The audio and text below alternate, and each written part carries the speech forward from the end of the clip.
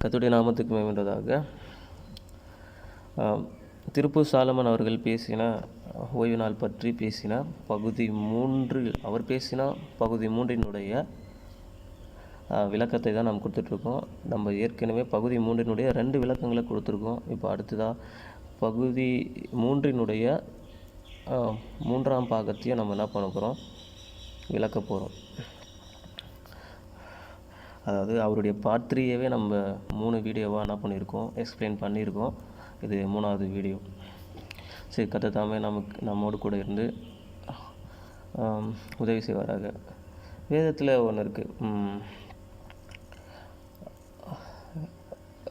அப்போஸ்தலன் பவுல் சொல்லார், அரண்களை நிர்மூலமாக்கத்தக்கதாக எங்களுடைய போர் ஆயுதங்கள் இருக்கும் அப்படின்னு சொல்லிட்டு அவருடைய போர் ஆயுதங்களை பற்றி அவர் சொல்லார். அது தேவ பலத்தினாலே இருக்கிறது. அரண்களை நிர்மூலமாக்குவோம் கண்டிப்பாக, அந்த அளவுக்கு எங்களுடைய போர் ஆயுதங்கள் இருக்கணும். சரி, அதே நேரத்தில் எப்பொழுதும் என்னது, உங்களை விசாரித்து கேட்கிறவர்களுக்கு உங்களுடைய விசுவாசத்தை சாந்தத்தோடும் இணக்கத்தோடும் கூட பதில் சொல்கிறதுக்கு எப்போவுமே என்ன பண்ணியிருக்கோம், ஆயத்தமாக இருக்க வேண்டும். சரி, இது ரெண்டுத்தையும் கருத்தில் கொண்டு தவறாக இருக்கிறவர்களே தவறாக இருக்கிறது என்றும், அதே நேரத்தில் ரட்சிப்புக்கான காரியங்களையும் வேதத்தின்படி எது சரியானது என்பதையும் காண்பித்து கொடுக்கிறது நலமாக இருக்கும். சரி, அந்த விஷயத்தை நாம் பார்க்கலாம். சரி வாங்க. இந்த வீடியோவில் அவர் 30 நிமிஷம் பேசியிருந்தார். பார்ட் 3 மட்டும் 30 நிமிஷத்துக்கு மேலே பேசியிருந்தார். அதில் 15 மினிட்ஸ்க்கே 2 பாகங்கள் நம்ம எக்ஸ்பிளைன் பண்ணியிருக்கோம். கிட்டத்தட்ட 2 மணி நேரம் நம்ம பேசியிருக்கோம். சரி, இந்த பகுதி 3னுடைய இது கடைசி பாகமாக முடிஞ்ச அளவுக்கு எல்லாத்தையும் ஷார்ட்டாக என்ன பண்ணுறோம், இந்த விஷயத்தில் சொல்ல பார்க்கலாம்.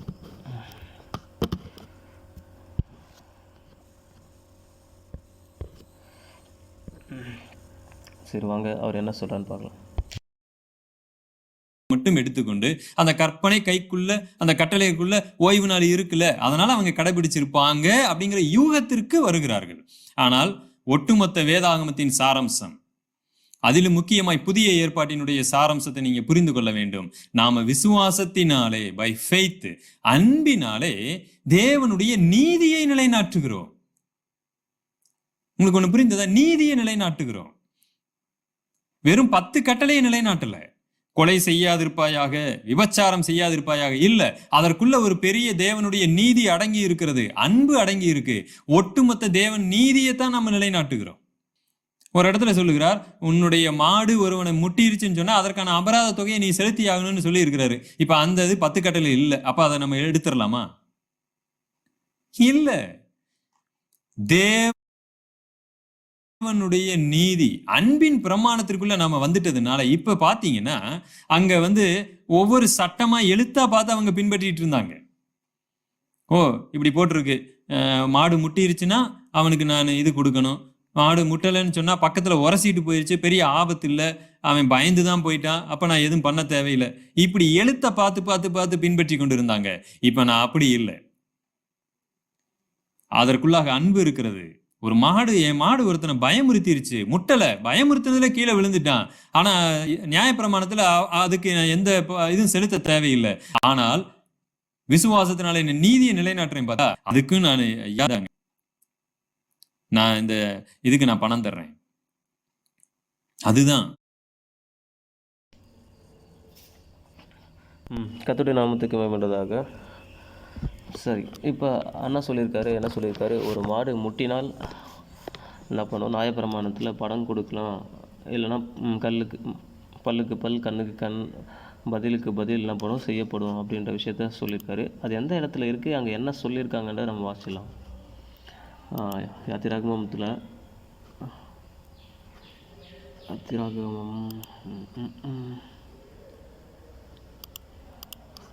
21ஆம் அதிகாரத்தில் கடைசியில் இருக்குது. 29ஆம் வசனம் 28ல் இருக்குது.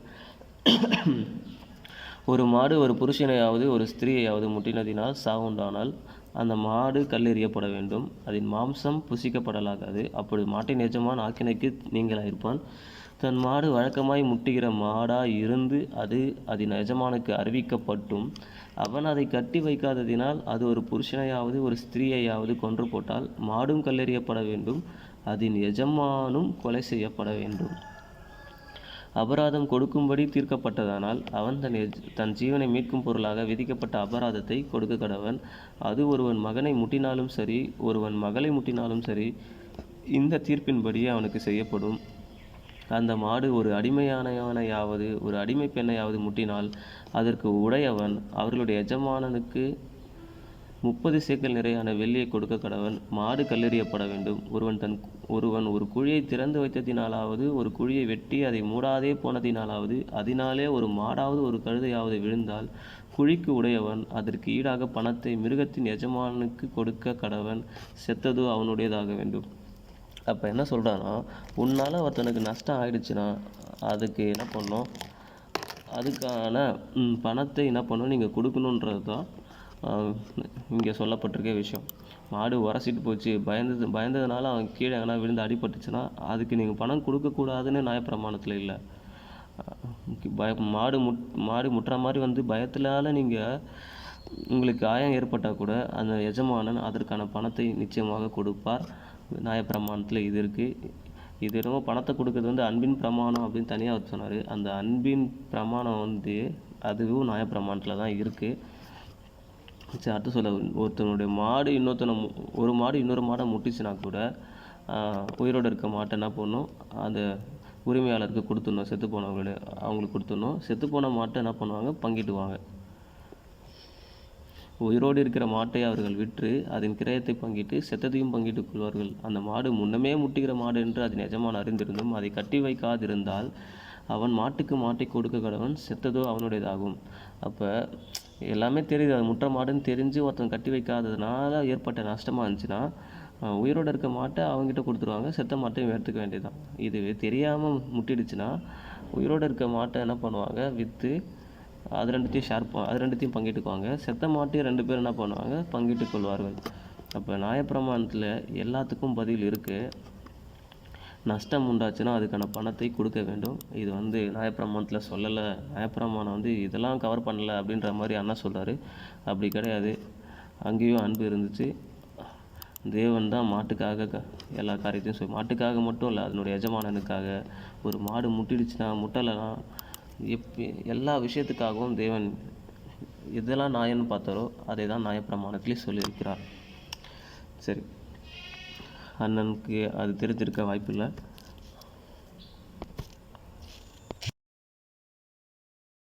அந்த அடிப்படையில நாம ஓய்வு நாளின் நீதியையும் நிலைநாட்டுகிறோம்.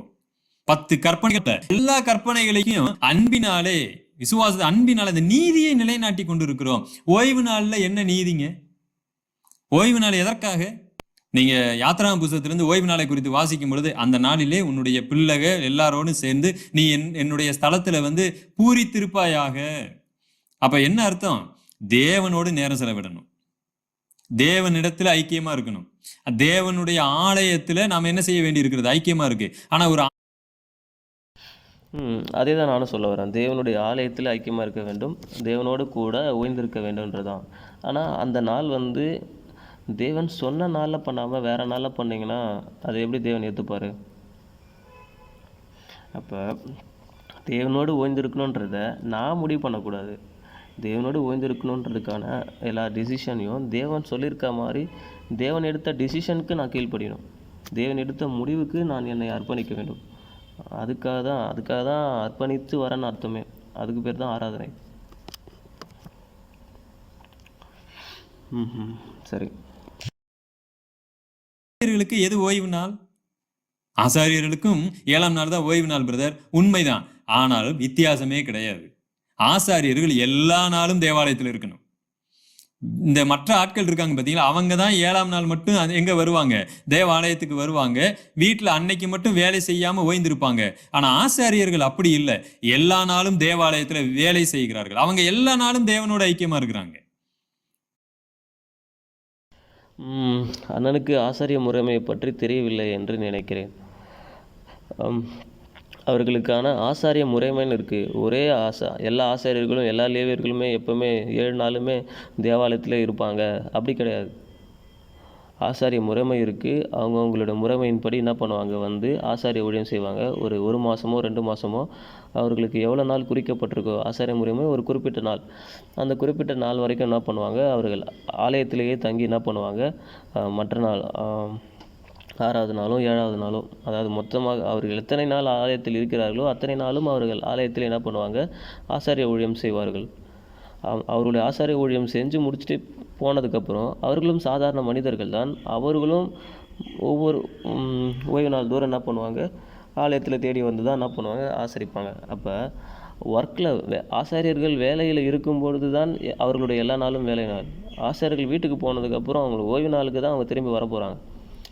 அப்போ இப்போ எப்படி நம்ம எப்படி ஜாப் கொடுத்துருக்காங்களோ அந்த ஜாபை நம்ம செய்கிறோம், அவ்வளோதான். அதே போல் ஆசாரியர்கள் முறைமைன்றது ஏதோ கொஞ்சம் பேர் தான் ஆசாரியர்கள் அப்படி கிடையாது. அவங்க ஷிஃப்ட்டு கணக்கு போட்டு அவங்க மாறி ஆசாரிய ஊழியம் செய்தார்கள். நீங்கள் சகரியா அவருடைய காலத்தில் கூட பார்த்தீங்கன்னா இருக்கும், அவருடைய வகுப்பு முறையின்படியே போய் அவர் என்ன பண்ணார், ஆசாரிய ஊழியம் செய்தார். அபியா என்னும் ஆசாரிய வகுப்பில் தான் யோவானுடைய அப்பா சகரியா என்ன பண்ணுறாரு, ஆசாரிய ஊழியம் செய்தார். அப்போ அவர் முடிஞ்சதுக்கப்புறம் அடுத்தவங்க வந்து என்ன பண்ணுவாங்க, ஆசாரிய ஊழியம் செய்வாங்க. அவர் முடிஞ்சதுக்கப்புறம் அடுத்தவங்க வந்து ஆசாரிய ஊழியம் செய்வாங்க. அப்போ பிரதான ஆசாரியர்கள் அப்புறம் ஆசாரியர்கள் செய்கிற அந்த முறைமைகள்லாம் இருக்குது. யார் வந்து என்ன பண்ணணும், எத்தனை நாள் செய்யணும், அதுக்கப்புறம் யார், இது எல்லாமே சீட்டு போட்டு முடிவு செய்யப்பட்ட ஒன்று. அவர்கள் அதை அந்த முறைமையின்படி ஒருத்தவங்களுக்கு அப்புறம் ஒருத்தவங்க என்ன பண்ணுவாங்க, மாறி வந்து செய்வாங்க. சரி, ஓகேவா? அதனால் எல்லா ஆசாரியர்களும் எப்பவுமே தேவாலயத்தில் தான் இருப்பாங்கன்றதுக்கு இல்லை, அவர்களுடைய ஆசாரிய முறைமையின் போது தான் அவர்கள் தேவாலயத்தில் இருப்பார்கள்.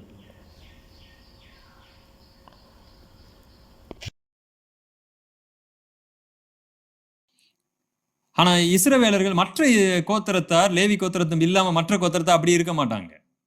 இன்றைக்கு அந்த ஆசாரியத்துவ நீதியையே தேவன் என்னில் நிலைநாட்டுகிறார். நானே இப்ப தேவ ஆலயமா மாறிட்டேன், நானே இப்ப ஆசாரியனா இருக்கிறேன். உண்மைதானே? நீங்களும் நானும் ஆசாரியர்களா இருக்கிறோம். இப்ப நான் எப்பொழுதுமே தேவனுடைய சமூகத்துல ஐக்கியமா இருக்கிறேன். நானாக ஒரு நாளை ஏற்றுக்கொண்டு அந்த நாள் முழுவதும் ஓய்ந்திருக்கலாம், தப்பு இல்லை. நானே ஒரு நாள் முடிவு பண்ணி ஏறெடுக்கலான்றது தப்பு தான். ஏன்னா தேவன் சொன்னதை செய்யாமல் நான் ஒரு நாள் செய்வேன் அப்படின்னு சொல்கிறது ரொம்ப பெரிய தப்பு. தேவன் சொல்லாத பட்சத்தில் நான் ஒரு நாளை தேர்ந்தெடுத்து நான் செய்வேன்னு சொன்னால் அது கரெக்டு. தேவன் நம்மை ஆசாரியர்களும் லேவியராகவும் தெரிந்தெடுத்திருக்கிறார். ஒரு ஆசாரியனுக்கு ஓய்வு நாளை பற்றி தெரியலனா ரொம்ப தவறான விஷயம். ஒரு ஆசாரியன் தேவன் சொன்ன கட்டளைகளுடைய அர்த்தங்களை, தேவன் சொன்ன காரியத்தினுடைய முக்கியத்துவங்களை அறிந்து செயல்பட வேண்டும். ஒரு ஆசாரியன் தேவனுக்கு எது பிரியம் இல்லை என்று அறிந்திருக்க வேண்டும். அப்போ இந்த இடத்துல அவர் என்ன சொல்லியிருக்கான்னா, அப்போ நம்ம ஆசாரியர்களாகவும் லேவியராகவும் மாற்றிருக்கா, நாமே தேவனுடைய ஆலயமாக இருக்கிறோம். இது எல்லாமே இருக்குது. ஆனால் தேவனுடைய ஆலயத்துக்குள்ளே நாம் போகணுன்றது அது நியமிக்கப்பட்ட விஷயம். மற்றவர்கள் சபை கூடி வராமல் இருக்கிறது போல் நீங்களும் என்ன பண்ணாதீங்க, சபை கூடி வராமல் இருக்காதீங்க. சபை கூடி வருதலை விட்டு விடாதிருங்கள். முதலாவது தேவனுடைய ராஜ்யத்தையும் அவருடைய நீதியும் செய்யுங்கள், பின்பு இவைகளெல்லாம் உங்களுக்கு கூட கொடுக்கப்படுன்றது தான் கர்த்தருடைய வார்த்தை.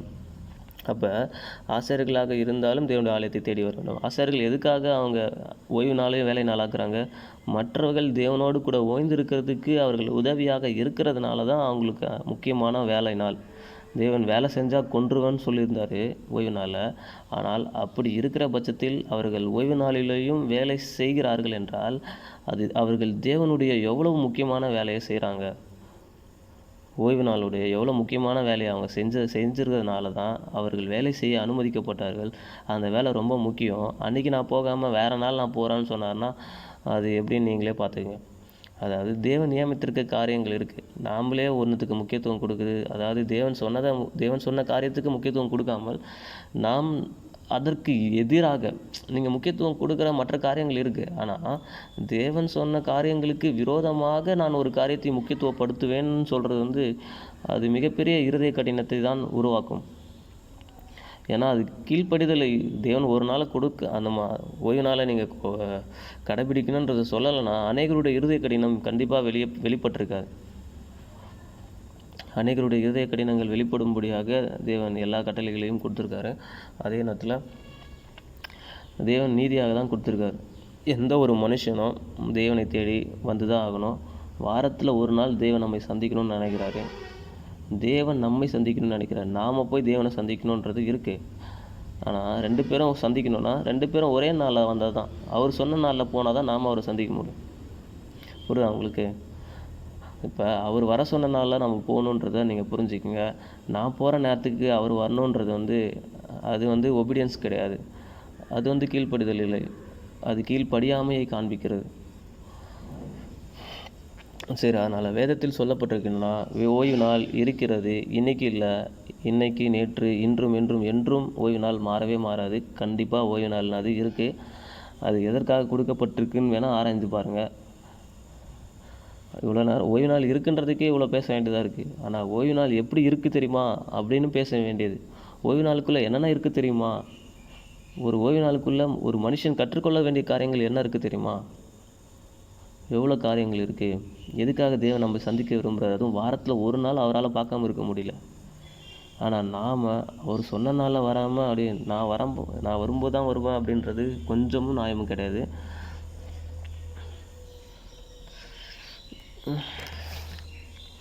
அதாவது நீங்கள் எப்போ வேணால் வாங்கன்னு தேவன் சொன்னார்னா அப்போ நல்லவர்னு ஏற்றுப்பீங்க. இப்போ வாங்க, இந்த நாளில் வாங்கன்னு சொல்லி தேவன் சொல்லிட்டாருன்னா அப்போ உங்களுக்கு தேவன் நம்மை கட்டுப்படுத்துகிறார். இது நியாயப்பிரமாணம், அடிமைத்தனம் ஒன்றும் கிடையாது. உங்களுக்கு சட்டமாக சொன்னால் நீங்கள் கேட்க மாட்டீங்க, அன்பாக சொன்னால் கேட்பீங்கன்றது கொஞ்சம் விதத்தில் நான் இல்லை. அன்பின் கட்டளையாக கூட அதை ஏற்றுக்கொள்ளாமே. இப்போ தேவனுடைய கற்பனைகள் எல்லாமே அன்பின் அடிப்படையில் கைக்கொள்ளப்பட வேண்டியது. ஆனால் அதை கைக்கொள்ளாமல் மீறிக்கிட்டே இருக்கிறதுனால அவர் முதல்ல அன்பாக தான் தண்டிக்க ஆரம்பித்தார். நல்லா புரிஞ்சுக்கங்க.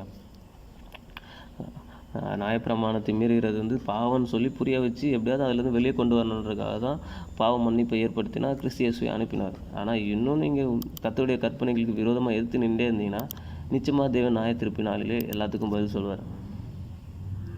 சரி, வாசிக்கலாம், கீழே வாசிக்கலாம். அண்ணா என்ன சொல்லலாம்? Nothing wrong in that. ஆனால் அதை ஒரு நேரம் குறித்து ஒரு டைம் பார்த்து இன்னைக்கு தான் நீ இதை செய்யணும், இல்லாவிட்டால் அவ்வளவுதான் நீ மிருகத்தின் முத்திரையை வாங்கி விட்டாய்ன்னு சொல்லுவது அப்போஸ்தலர்களுடைய போதனை அல்ல, அப்போஸ்தலர்களுடைய நேரடியான கட்டளையும் அல்ல. சோ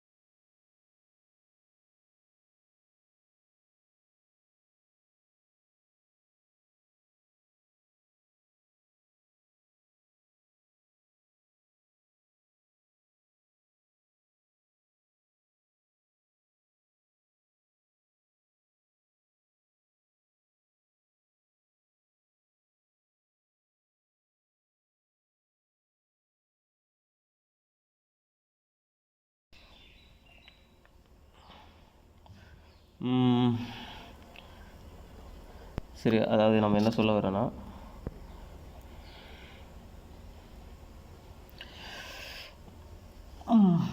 சரி, மைக் ஆன் பண்ணாமே பேசிட்டேன், ரொம்ப நேரம் பேசிட்டேன் போல். சரி, அதாவது என்ன சொல்ல வரேன்னா, ஒரு நாளை நாமளே நியமித்து கொள்றதுக்கு வந்து இருக்குது. ஆனால் வந்து தேவன் எதை செய்ய சொல்லியிருக்காரோ அதை செய்யாமல் அதற்கு விரோதமாக செய்ய சொல்லவே இல்லை. புரியுதா உங்களுக்கு? நீங்கள் தேவன் சொன்னதை செஞ்சுட்டு நீங்கள் அதோடு கூட உங்கள் விருப்பத்தின்படி ஒரு நாளை தேர்ந்தெடுத்து நீங்கள் அதில் ஆராதனை செஞ்சீங்கன்னா அது தவறு கிடையாது. ஆனால் நான் தேவன் சொன்னதுக்கு பதிலாக செய்வேன்னு சொல்கிறது தான் எப்பவுமே தப்பு. சரி, அது மாதிரி அப்போஸ்தலர்கள் செய்யவில்லை, அந்த மாதிரி சீஷர்கள் செய்யவில்லை. தேவன் ஒரு நாளும் ஓய்வு நாளை மீறவில்லை. இயேசு கிறிஸ்து ஒரு நாளும் என்ன பண்ணல, ஓய்வு நாளை மீறவில்லை. அவருடைய சீஷர்களும் மீறவில்லை. அவர்களை பின்பற்றுகிற சபையும் என்ன பண்ணல, ஓய்வு நாளை மீறவில்லை. சரி, நிறைய பாயிண்ட் பேசிட்டேன், ஆனால் இப்போ திரும்ப அதை ரீகேப் பண்ண முடியல.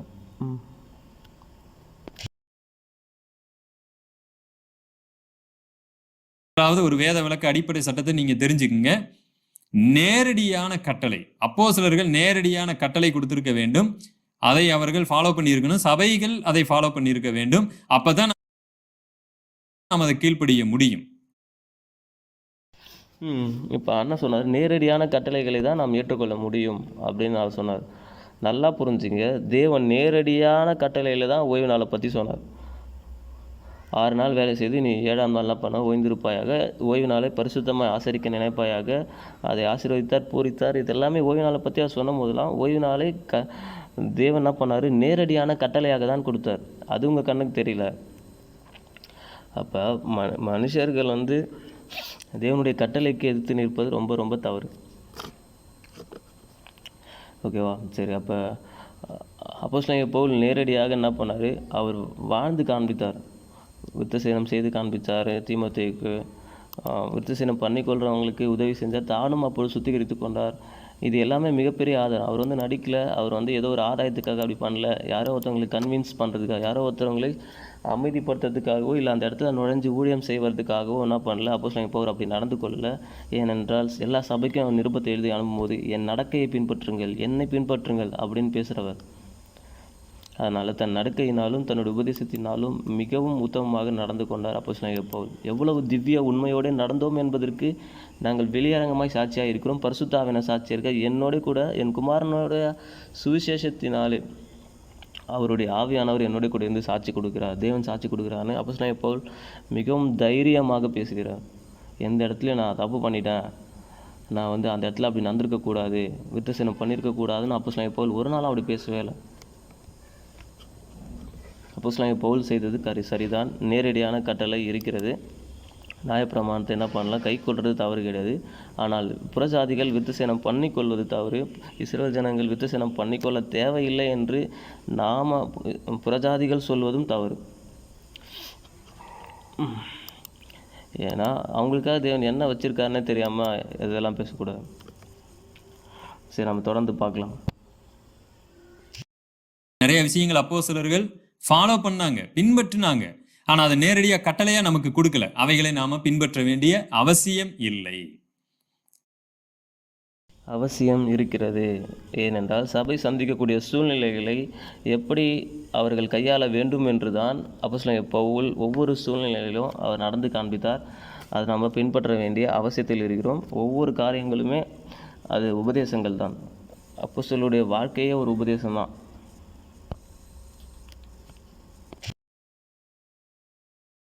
இப்ப நாம பார்க்கலாம்.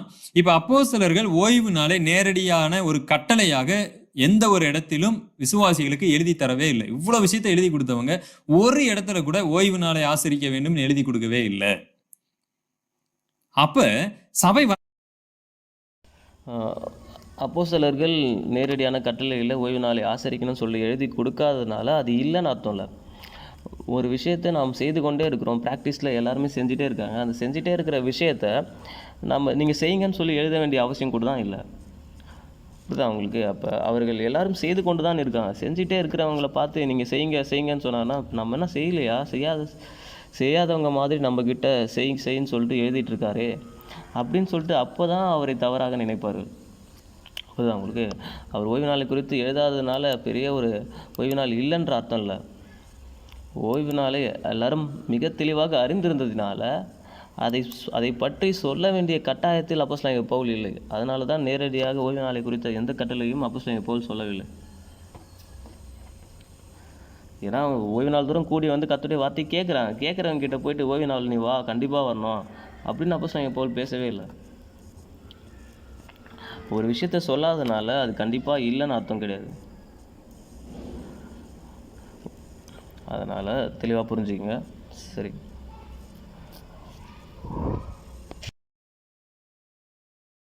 பார்க்கலாம்.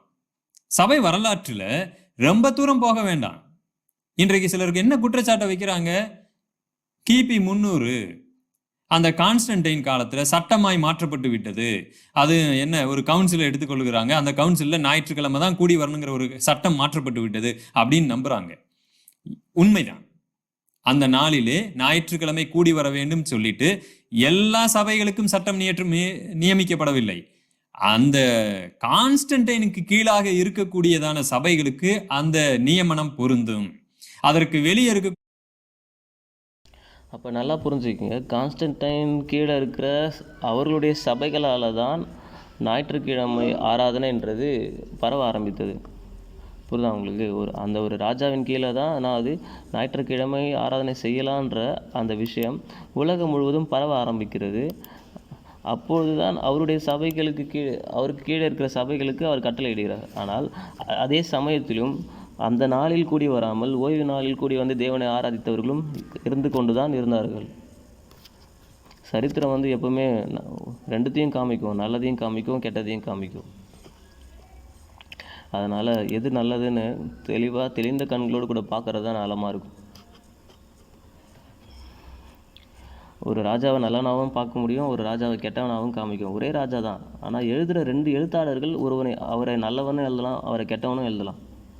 அதனால தான் சரித்திரத்தில் நம்ம பார்க்கும்போது அடிக்கடி சரித்திரத்தை பற்றி சொல்லாது. சரித்திரத்தில் எது சரித்திரம்? நடந்த விஷயங்கள். இன்றைக்கி நடக்கிற விஷயத்த நாளைக்கு ஒருத்தர் எழுதுறான்னா அதுதான் சரித்திரம். அப்போ இன்றைக்கி நடந்த விஷயத்தை இங்கே நேரடியாக பார்த்தவங்க அதை சரியாகவும் எழுதலாம். அதே நேரத்தில் அவங்க மேலே கோபத்தில் இருந்தாங்கன்னா அவரை குறித்து தகாத காரியங்களையும் எழுதலாம். அதே நேரத்தில் இவர் செஞ்ச விஷயத்தை பிடிக்கலன்னா அதை வேறு மாதிரியும் எழுதலாம். இல்லை பிடிச்சிருந்துச்சுன்னா இதை இன்னும் மேன்மையாகவும் எழுதலாம். அப்போ அங்கே சரித்திரம்ன்றது ஒருவர் இன்னொருவரை பற்றி சொல்கிறது. அவர் எந்த நோக்கத்தில் அதை பார்க்கிறார், அவர் பார்த்து வெளிப்படுத்தின விஷயம் சரியா தப்பான்னு சொல்லிட்டு அதுவே முடிவு பண்ணப்படுற விஷயந்தான். இன்றைக்கி பார்க்குற விஷயத்த நாளைக்கு ஒருத்தர் சொன்னால் கூட கோர்ட்டில் நீங்கள் என்ன பார்க்குறீங்க? கோர்ட் சீன்ஸ் நேரடி சாட்சின்னு கேட்குறாங்க, விசாரிக்கும் பொழுது என்ன அது கண்ணால் பார்த்த சாட்சி கூட அநேக பொய்யா போனது இருக்குது. தீர விசாரித்தா என்னது, நான் இதை பார்த்தேன் ஆனால் அங்கே நடந்தது வேற, உண்மை வேற. புரியுதா உங்களுக்கு? அப்போ நேரடி சாட்சிகளுக்கே இவ்வளோ பிரச்சனை இருக்க போது நீங்கள் சரித்திரத்தில் நீங்கள் எவ்வளோ சதவீதம் அதை உண்மைன்னு ஏற்றுப்பீங்க? சரித்திரம் எல்லாமே பொய்ன்னு நான் சொல்ல வரல. சரித்திரத்தில் நீங்கள் நம்பகத்தன்மையை சரித்திரத்துக்கும் வேதத்துக்கும் நீங்கள் எந்த அளவு கொடுக்கணும்னு பாருங்கள். 100% கர்த்தருடைய வார்த்தைக்கு கொடுக்கணும். 50% கூட சரித்திரத்துக்கு கொடுக்க நான் ஒத்துக்க மாட்டேன். ஏன்னா சரித்திரத்தை மனிதர்கள் தங்களுடைய சித்தத்தின்படி, தங்களுடைய விருப்பத்தின்படி என்ன பண்ணிக்கிறாங்க, மாற்றிக்கொள்ள ஆரம்பித்தார்கள். அவர்கள் எதை சாதிக்க வேண்டும் நினைக்கிறாங்களோ அதற்கு ஏற்றாற்போல் சரித்திரத்தில் இருந்து ஆதாரங்கள் எடுத்து காண்பிக்கிறத அவங்க வழக்கமாக வச்சுருக்காங்க. சரித்திரத்தை மாற்றி எழுதினவர்களே நிறைய பேர் இருக்காங்க. அதனால் சரித்திரம் ஒரு ஆதாரமாக எடுத்துக்கலாம். எப்போ எடுத்துக்கலாம்? அடிஷ்னலாக வேதம் சொன்னதுக்கப்புறமும் அதுக்கு அடிஷ்னலாக இருக்கிற விஷயத்தை வேணால் அதை ஏற்றுக்கலாம். ஆனால் வேதம் சொல்லாத விஷயத்தை சரித்திரத்திலேருந்து எடுத்து நிரூபிக்கிறதுன்றது தவறான காரியம். சரித்திரம் ஒரு நாள் வேதமாகாது. சரி, ஓகேவா? சரி, இப்போ அப்போஸ்தலர் வாசிக்கலாம். அப்போஸ்தலர் 1ஆம் அதிகாரத்தில் 1ஆம் வசனம். தெயோப்பிலுவே இயேசுவானவர் தாம் தெரிந்து கொண்ட அப்போஸ்தலர்களுக்கு பரிசுத்த ஆவியினாலே கட்டளையிட்ட பின்பு அவர் எடுத்துக்கொள்ளப்பட்ட நாள் வரைக்கும் செய்யவும் உபதேசிக்கவும் தொடங்கின எல்லாவற்றையும் குறித்து முதலாம் பிரபந்தத்தை உண்டு பண்ணினேன். யார்? லூக்கா எழுதினார் அப்போஸ்தலர் புத்தகத்தை. அவர் முதலாம் பிரபந்தத்தை, அதாவது லூக்கா புத்தகத்தை எழுதிட்டார். அதுக்கப்புறம் இந்த அப்போஸ்தலர் புத்தகத்தை எழுதுகிறார். இப்போ என்ன சொல்கிறான்னு பாருங்கள். அவர் பாடுபட்ட பின்பு 40 நாள் அளவு அப்போஸ்தலருக்கு தரிசனமாகி தேவனுடைய ராஜ்யத்துக்குரியவைகளை அவர்களுடனே பேசி அநேகம் தெளிவான திருஷ்டாந்தங்களினாலே அவர்களுக்கு தம்மை உயிரோடு இருக்கிறவராக காண்பித்தார். ஓகேவா? எடுத்துக்கொள்ளப்பட்ட நாள் வரைக்கும் செய்யவும் உபதேசிக்கவும் தொடங்கின எல்லாவற்றையும் குறித்து முதலாம் பிரபந்தத்தை உண்டு பண்ணினேன். நம்ம அப்போ லூக்காலையும் வாசிக்கலாம். லூக்கா 1ஆம் அதிகாரத்தில் 1ஆம் வசனம். மகா கணம் பொருந்திய தேவப்பிலுவே, நாங்கள் முழு நிச்சயமாய் நம்புகிற சங்கதிகளை ஆரம்பம் முதல் கண்ணார கண்டு வசனத்தை போதித்தவர்கள் எங்களுக்கு ஒப்புவித்தபடியே அவைகளை குறித்து சரித்திரம் எழுத அநேக பேர் எழுப்பப்பட்டபடியினால் ஆதி முதல் எல்லாவற்றையும் திட்டமாய் விசாரித்தறிந்த நானும் உமக்கு உபதேசிக்கப்பட்ட விசேஷங்களின் நிச்சயத்தை நீர் அறிய வேண்டும் என்று அவைகளை ஒழுங்காய் உமக்கு எழுதுவது எனக்கு நலமாய் தோன்றிற்று. இப்போ சரித்திரங்களை பற்றி, அதாவது எல்லாருமே என்ன பண்ணுறாங்க, சரித்திரங்களை எழுத ஆரம்பிச்சிட்டாங்க. அநேக பேர் சரித்திரம் எழுத அநேக பேர் ஏற்பட்டபடினால் எது உண்மைன்னு தெரியாமல் போகுது. இஷ்டத்துக்கு அவங்க காதில் கேட்டதெல்லாம் எழுத ஆரம்பிக்கிறாங்க. ஆதி முதல் எல்லாவற்றையும் திட்டமாக அதனால தான் லூக்கா இந்த புத்தகத்தை எழுதுறதுக்கான முக்கிய நோக்கமே என்னென்னா, காரியத்தினுடைய உண்மைத்தன்மையை அநேகர் மாற்றி எழுதுகிறதுனால இது உண்மைத்தன்மை தெரிய வரணும். அதுக்காக லூக்கா எழுத ஆரம்பித்த விஷயந்தான் இந்த விஷயம். ஓகேவா? அப்போ சரித்திரத்தில் இப்போ லூக்காவினுடைய காலத்திலே சரித்திரத்தில் எவ்வளோ பிரச்சனை இருக்குது. அநேக பேர் எழுத ஆரம்பிக்கிறாங்க. ஆனால் அநேக பேர் எழுதுறதும் ஒருத்தர் எழுதுறதும் வேறு மாதிரி இருக்கிறதுனால தான் லூக்கா எழுத ஆரம்பிக்கிறார். இவனுங்களை விட்டால் இதுக்கு மேலே என்ன பண்ணுவானுங்க, சரித்திரத்தையும் மாற்றிடுவானுங்க போல். என்ன நடந்துச்சுன்ற உண்மைத்தன்மை வெளியே வராமல் போய்டுன்றதுக்காக தான் லூக்கா எழுத ஆரம்பிக்கிறார். ஆதி முதல் எல்லாவற்றையும் திட்டமாக விசாரித்தறிந்த நானும் உமக்கு உபதேசிக்கப்பட்ட விசேஷங்களின் நிச்சயத்தை நீர் அறிய வேண்டும் என்று அவைகளை ஒழுங்காய் உமக்கு எழுதுவது எனக்கு நலமாய் தோன்றிற்று. அப்போ சரித்திரத்தில் யார் ஒழுங்காக எழுதியிருக்காங்க, யார் ஒழுங்காக எழுதலைன்றது மிகப்பெரிய கேள்வி. அவைகளெல்லாம் நீங்கள் ஆராய்ந்து பார்த்து தெரிஞ்சுக்கிட்டு அப்படி சொன்னால் கூட ஒருத்தவங்களுக்கு இவர் கரெக்டாக எழுதியிருக்கான்னு தெரியும், இன்னொருத்தவங்களுக்கு வேற ஒருத்தர் கரெக்டாக எழுதியிருக்கான்னு தெரியும். அப்போ அவைகளுடைய நம்பகத்தன்மைன்றது ரொம்ப ரொம்ப ரொம்ப கம்மி. ஆனால் அவங்க எழுதியிருக்காங்க அப்படின்னு தான் சொல்ல முடியுமே தவிர அவைகளுடைய உண்மைத்தன்மையோ அதை வேதத்திற்கு ஆதாரமாகவோ காண்பிக்க முடியாது. புரியுதா உங்களுக்கு? அதுவும் கர்த்தருடைய வார்த்தை ஓய்வு நாள் இருக்குன்னு இது ஓய்வு நாளை கை கொள்ளுங்க அப்படின்னு சொல்லி கர்த்தருடைய வார்த்தையில் இருக்கும்பொழுது நீங்கள் சரித்திரத்தில் ஓய்வு நாள் இல்லைன்னு ஒருத்தன் எழுதிட்டான்னா அதை எடுத்துகிட்டு காமிச்சு அதை ஆதாரமாக காமிச்சு ஓய்வு நாள் இனிமேல் நம்ம சபை கடைப்பிடிக்க தேவையில்லைன்னு பேசவே முடியாது. ஏன்னா கர்த்தருடைய வார்த்தைக்கு மிஞ்சினது யாராக இருக்க முடியும்? முதல்ல வேதத்தில் கர்த்தருடைய வார்த்தையில் என்ன பண்ணுங்கள், நிரூபிக்க பாருங்கள். வேதத்தில் இல்லைன்னா பரவாயில்ல, என்ன பண்ணலாம், நீங்கள் வெளியே கொண்டு வரலாம். வேதத்தில் நியாயப்பிரமாணம் அழிக்கப்படலைன்றதே உங்களால் ஒன்றும் புரிஞ்சிக்க முடியல. இதில் சரித்திரத்துலேருந்து நீங்கள் என்ன எடுத்துகிட்டு காமிக்க போகிறீங்க? ஓகேவா? அப்போ சரித்திரன்றது 4 பேர் 4 விதமாக பேசுவாங்க. ஊரில் 4 பேர் 4 விதமாக பேசுவாங்கன்னு சொல்லுவாங்களே, அந்த 4 பேர் அதில் யார் சொல்கிறது கரெக்டுன்றது தெரியணும்னா அந்த இடத்துல இருந்தவங்களாலுக்கே பெரிய பிரச்சனை அவங்க தெரிஞ்சுக்கிறதே. ஏன்னா அங்கே நிற்கிறவங்களே அவங்க இந்த ஒரு இடத்துல இருந்து ஒரு விஷயத்தை பார்க்கிறார்கள். ஆனால் அந்த இடத்துல இன்னும் அதுக்கு பின்னாடி இருந்து பார்க்குறவங்களுக்கு எப்படி தெரியும், அந்த பிரச்சனைக்குள்ளே இருக்கிறவங்களுக்கு எப்படி தெரியும் அப்படின்னு பல விஷயங்கள் இருக்குது. உண்மைன்ற கண்ணாடி வேணும்னா அதை நாம் பல விதத்தில் ஆராய்ந்து பார்க்க வேண்டும். ஓகேவா? சரி, அதனால் சரித்திரம் என்பது பொய் கிடையாது, அதே நேரத்தில் உண்மையும் கிடையாது. பொய்யும் உண்மையும் கலந்தது தான் சரித்திரம். இதில் எழுதினவங்க பொய்யா இருக்கலாம், இல்லை சொல்லப்பட்ட விஷயங்கள் பொய்யா இருக்கலாம், இல்லை காலங்கள் பொய்யா இருக்கலாம், இல்லைன்னா அவைகளை அவர்கள் சொன்ன விதத்திலே மிகைப்படுத்தி எழுதியிருக்கலாம். சில பேர் மானே தேனேன்னு போட்டு எழுதுவாங்க, சில பேர் நடந்த விஷயத்தை நடக்காத மாதிரி எழுதுவாங்க, சிலர் நடக்காத விஷயத்தை நடந்தது போல் எழுதுவார்கள். இந்த மாதிரி சரித்திரத்தில் எவ்வளவோ காரியங்கள் இருக்குது. அதனால் எல்லாம் வேதம் ஆகிடாது. வாக்கியங்களோடு கூட அவைகளை ஒப்பிட்டு பார்க்க முடியாது. வேத வாக்கியங்களை நம்புறதுக்கு அவைகள் அவசியம் இல்லை. புரியுதா உங்களுக்கு?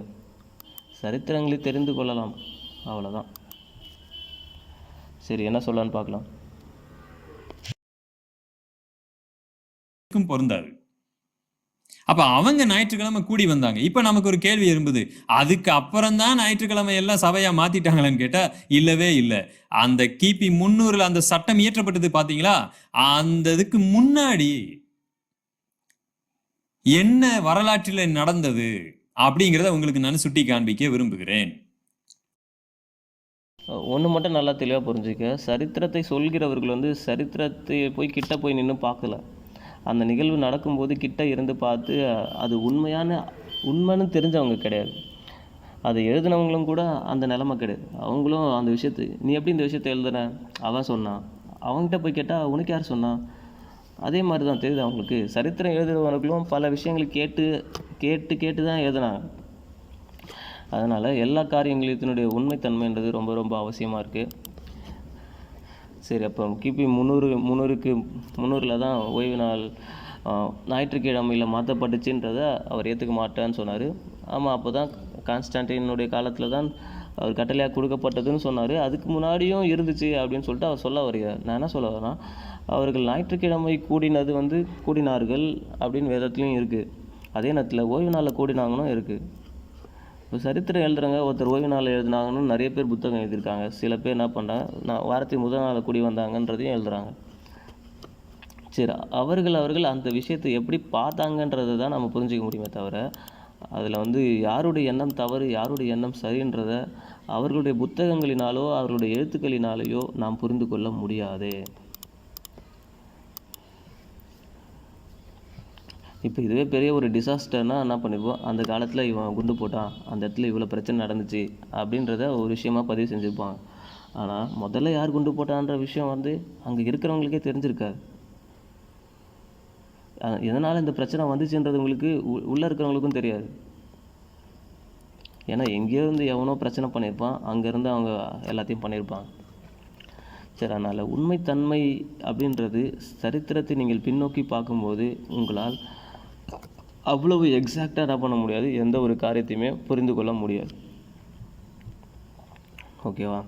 கர்த்தருடைய வார்த்தைக்கு தான் அவ்வளவு நிச்சயம் இருக்கே தவிர உலகத்தின் சரித்திரங்களுக்கு அப்படிப்பட்ட நிச்சயம் இல்லை. ஆனால் சரித்திரத்திலையும் இயேசு கிறிஸ்துவை பற்றின குறிப்புகள் மிக தெளிவாக இருக்கு.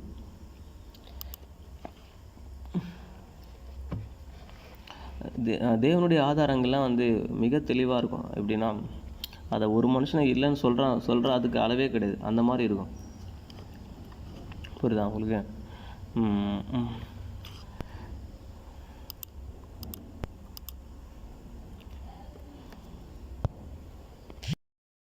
சபை வரலாறு தெரிஞ்சவங்க ஆதாரத்தோட இணையத்துல நீங்க இதை தேடி பாருங்க. இப்ப அதற்கான எல்லா ஆதாரத்தையும் நான் உங்களுக்கு கொடுக்க போகிறேன். சரி, முதல் ஆதாரமாக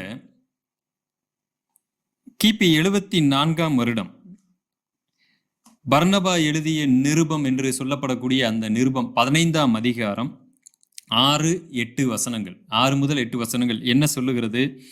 We keep the 8th day with joyfulness, the day also on which Jesus rose from the dead. இந்த பர்னபா எழுதின இந்த கடிதத்தை வேதமாக நாம் அங்கீகரிப்பதில்லை, ஆனால் அது ஒரு வரலாற்று புத்தகம். அந்த வரலாற்று புத்தகமாக நம்ம அங்கீகரிக்க முடியும். இல்லை, எனக்கு புரியல என்ன சொல்கிறீங்க. இப்போ பர்னபாஸ்ன்ற ஒரு நிருபம் இருக்குது, அந்த நிருபத்தை வேதமாக அங்கீகரிக்கவில்லை. ஏன் அங்கீகரிக்கல? அதுக்கான காரணம் சொன்னீங்களா? அதை சொல்ல. வேதமாக அங்கீகரிக்க முடியாது, ஆனால் அதை சரித்திர புத்தகமாக அங்கீகரிக்க முடியும் அப்படின்னு அவர் சொல்கிறார்.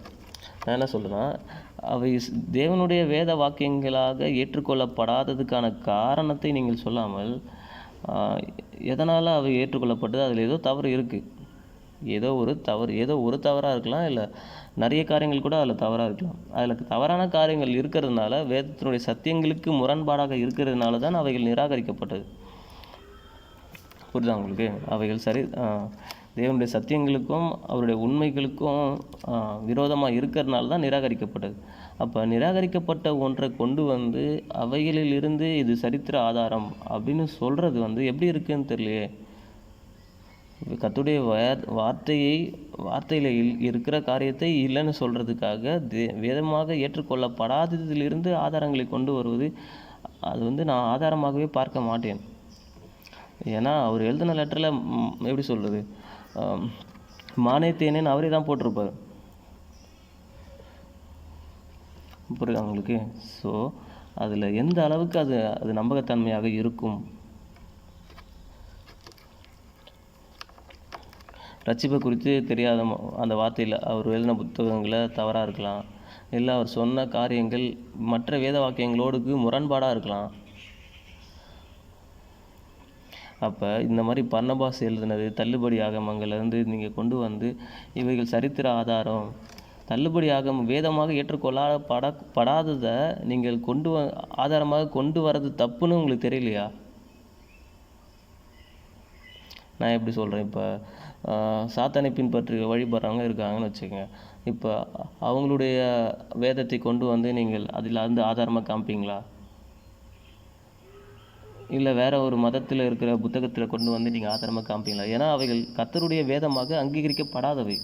அப்போ தேவனுடைய வேதமாக அங்கீகரிக்கப்படாததை அதிலிருந்து நம்ம கொண்டு வந்து ஒரு ஆதாரத்தை காண்பிக்க மாட்டோம். அப்போ ஒரு வேதம் ஒன்றை நிராகரிக்குதுன்னா அதை நானும் நிராகரிக்கிறேன். அப்போ நான் தள்ளுபடி ஆகமத்திலேருந்து பர்னபாஸ் எழுதின நிருபத்தை கொண்டு வந்து இதை பாருங்கள் 8ஆவது நாள் அவங்க கூடி வந்தாங்க அப்படின்றதுக்கான ஆதாரம் இருக்குது. அப்போ கூட நான் 8ஆம் நாள் கூடி வந்தாங்கன்னு தான் இருக்குது. இதை தான் அவர் லூக்காவிலையும் சொல்றாரு. லூக்கா இயேசு கிறிஸ்து உயிர்த்தெழுந்த நாளில் உயிர்த்தெழுந்ததுக்கப்புறம் வாரத்தின் முதல் நாள் கூடி வந்தாங்க, 8 நாளைக்கு அப்புறம் திரும்பி கூடி வந்தாங்க. இதைத்தான் நான் அதே மாதிரி தான் அங்கேயும் சொல்லியிருக்காரு. இதை நீங்கள் கர்த்தருடைய வார்த்தையிலே காமிச்சிருக்கலாமே. எதுக்காக நீங்கள் தள்ளுபடி ஆகமத்திலிருந்து கொண்டு வந்து காண்பிக்கிறீர்கள்? இந்த மாதிரியான முயற்சின்றது மிகப்பெரிய தவறு. கர்த்தருடைய வார்த்தைக்கு நிகராக அதில் இருக்கிற காரியங்களை நிரூபிப்பதற்காக தள்ளப்பட்ட ஒன்றை கொண்டு வந்து அதனுடைய ஆதாரங்களை காண்பிக்க முற்படுவது என்னை பொறுத்த வரைக்கும் சரியில்லை. அது சரித்திர புத்தகமாக கூட நான் ஏற்றுக்கொள்ள மாட்டேன்.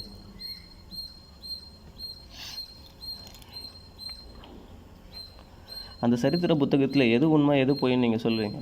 எல்லாமே கரெக்டுன்னு சொல்கிறீங்களா? எல்லாமே கரெக்ட்னா அதை தேவனுடைய வேதமாக அங்கீகரிச்சிருக்கலாமே. அது கர்த்தருடைய வேதம் இல்லை என்றால் அது சரித்திர புத்தகமும் கிடையாது. சரி, அடுத்தது என்ன சொல்லலான்னு பாருங்க. நடந்துச்சு அப்படிங்கிறத அந்த பர்னபாவினுடைய நிருபம் நமக்கு சொல்லுகிறது.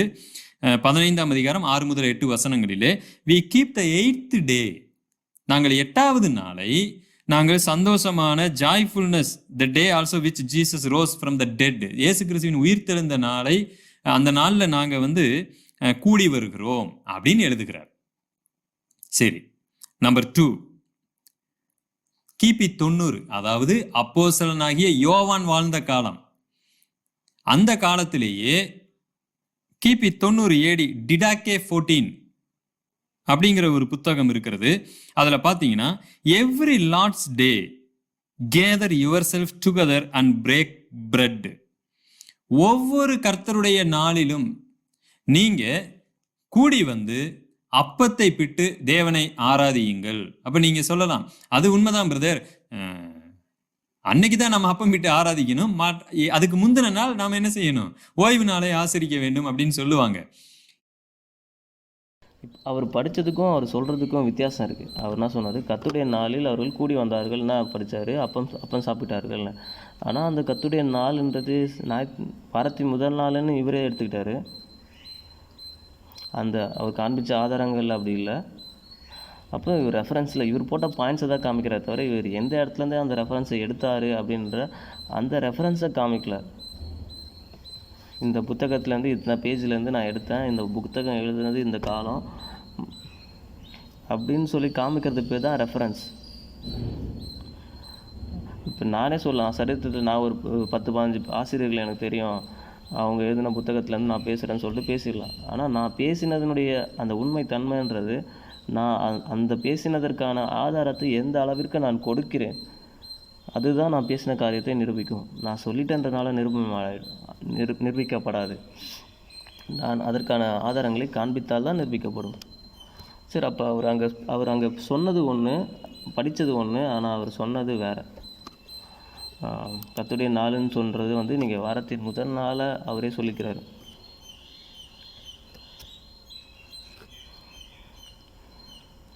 வாரத்தின் முதல் நாள் அவர்கள் எதற்காக கூடி வந்தார்கள், பர்பஸ்ன்றது ஒன்று இருக்குது. நீங்கள் ஓய்வு நாளில் கூடி வர்றதுக்கான பர்பஸ் இருக்குது, மற்ற நாளில் கூடி வர்றதுக்கான பர்பஸ் இருக்குது. அப்போ எந்த நோக்கத்திற்காக அவர்கள் கூடி வந்தார்கள் அப்படின்றது இருக்குது. அப்பம் திராட்சை ரசன்றது வெறும் கர்த்தருடைய பந்தியில் மட்டும் அவர்கள் சாப்பிடவில்லை, அவர்களுடைய பிரதான உணவாக திராட்சை ரசமும் அப்பமும் தான் இருந்துச்சு. எல்லா பண்டிகையிலையுமே இருக்குது அப்பம் திராட்சை ரசம்.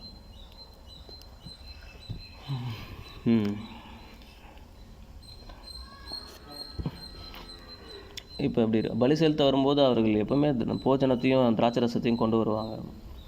ஒரு பலிட்டாங்கன்னா அந்த பலிக்கான போஜனம், அந்த பலிக்கான திராட்சை ரசம், அதை அவர்கள் கொண்டு வருவார்கள். வழக்கமாக ஆசாரியர்களுக்கு அது கொடுக்கப்படுகிற உணவாக இருந்து எப்பவுமே இவங்க கொண்டு வர பலியை பலியிடுவார்கள். அதில் இருக்கிற மாம்சத்தை ஆசாரியர்கள் புசிப்பார்கள். அவர்களுக்கு போஜனமாக அப்பமும் கொண்டு வரப்படும், திராட்சை ரசமும் கொண்டு வரப்படும்.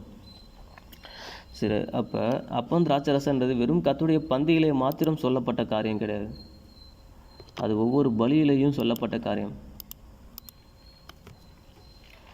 சரி, அதனால் இது கர்த்தருடைய பந்தியை தான் குறிக்கிறது அப்படின்னு சொல்லிட்டு அப்பம் பிற்குதலிலும் அப்படின்றவனே அங்கே போயிடுறாங்க. சரி, அப்போ அப்பம் பிற்குதல் கர்த்தருடைய பந்தியாகவே இருந்தாலும் என்னை நினைவு கூறும்படி இதை செய்யுங்கன்னு சொன்னார். என்னை நினைவு கூறும்படி இதை செய்யுங்கள். வருஷம் தான் அவங்க என்ன பண்ணுவாங்க, பஸ்கா பண்டிகை கொண்டாடுவார்கள். அதை மாதமாக மாற்றினது யாருன்னு தெரியல. அப்புறம் அவங்க கூடி வரும்போதெல்லாம் அவருடைய மரணத்தை தெரிவிக்கிறார்கள். புரியுது அவங்களுக்கு. ஆனால் இப்போ லீகலாக பார்த்தீங்கன்னா அதை வருஷத்துக்கு ஒரு வாட்டி பண்ண வேண்டியது. ஏன்னா பஸ்கா பண்டிகைன்றது வருஷத்துக்கு ஒரு வாட்டி தான் வரும். ஆனால் அவர்கள் கூடி வருகிற அன்பின் நிமித்தமாக அவர்கள் அப்பம் பிட்டார்கள், திராட்சை ரசம் புரினாங்க. அவங்க கர்த்தருடைய பந்தியை கொடுக்கல, எல்லா வாட்டியும் கூடி வரும்போது எல்லாம் ஒன்றா சேர்ந்து சாப்பிட்டாங்க, அந்த திராட்சை ரசம் குடித்தாங்க.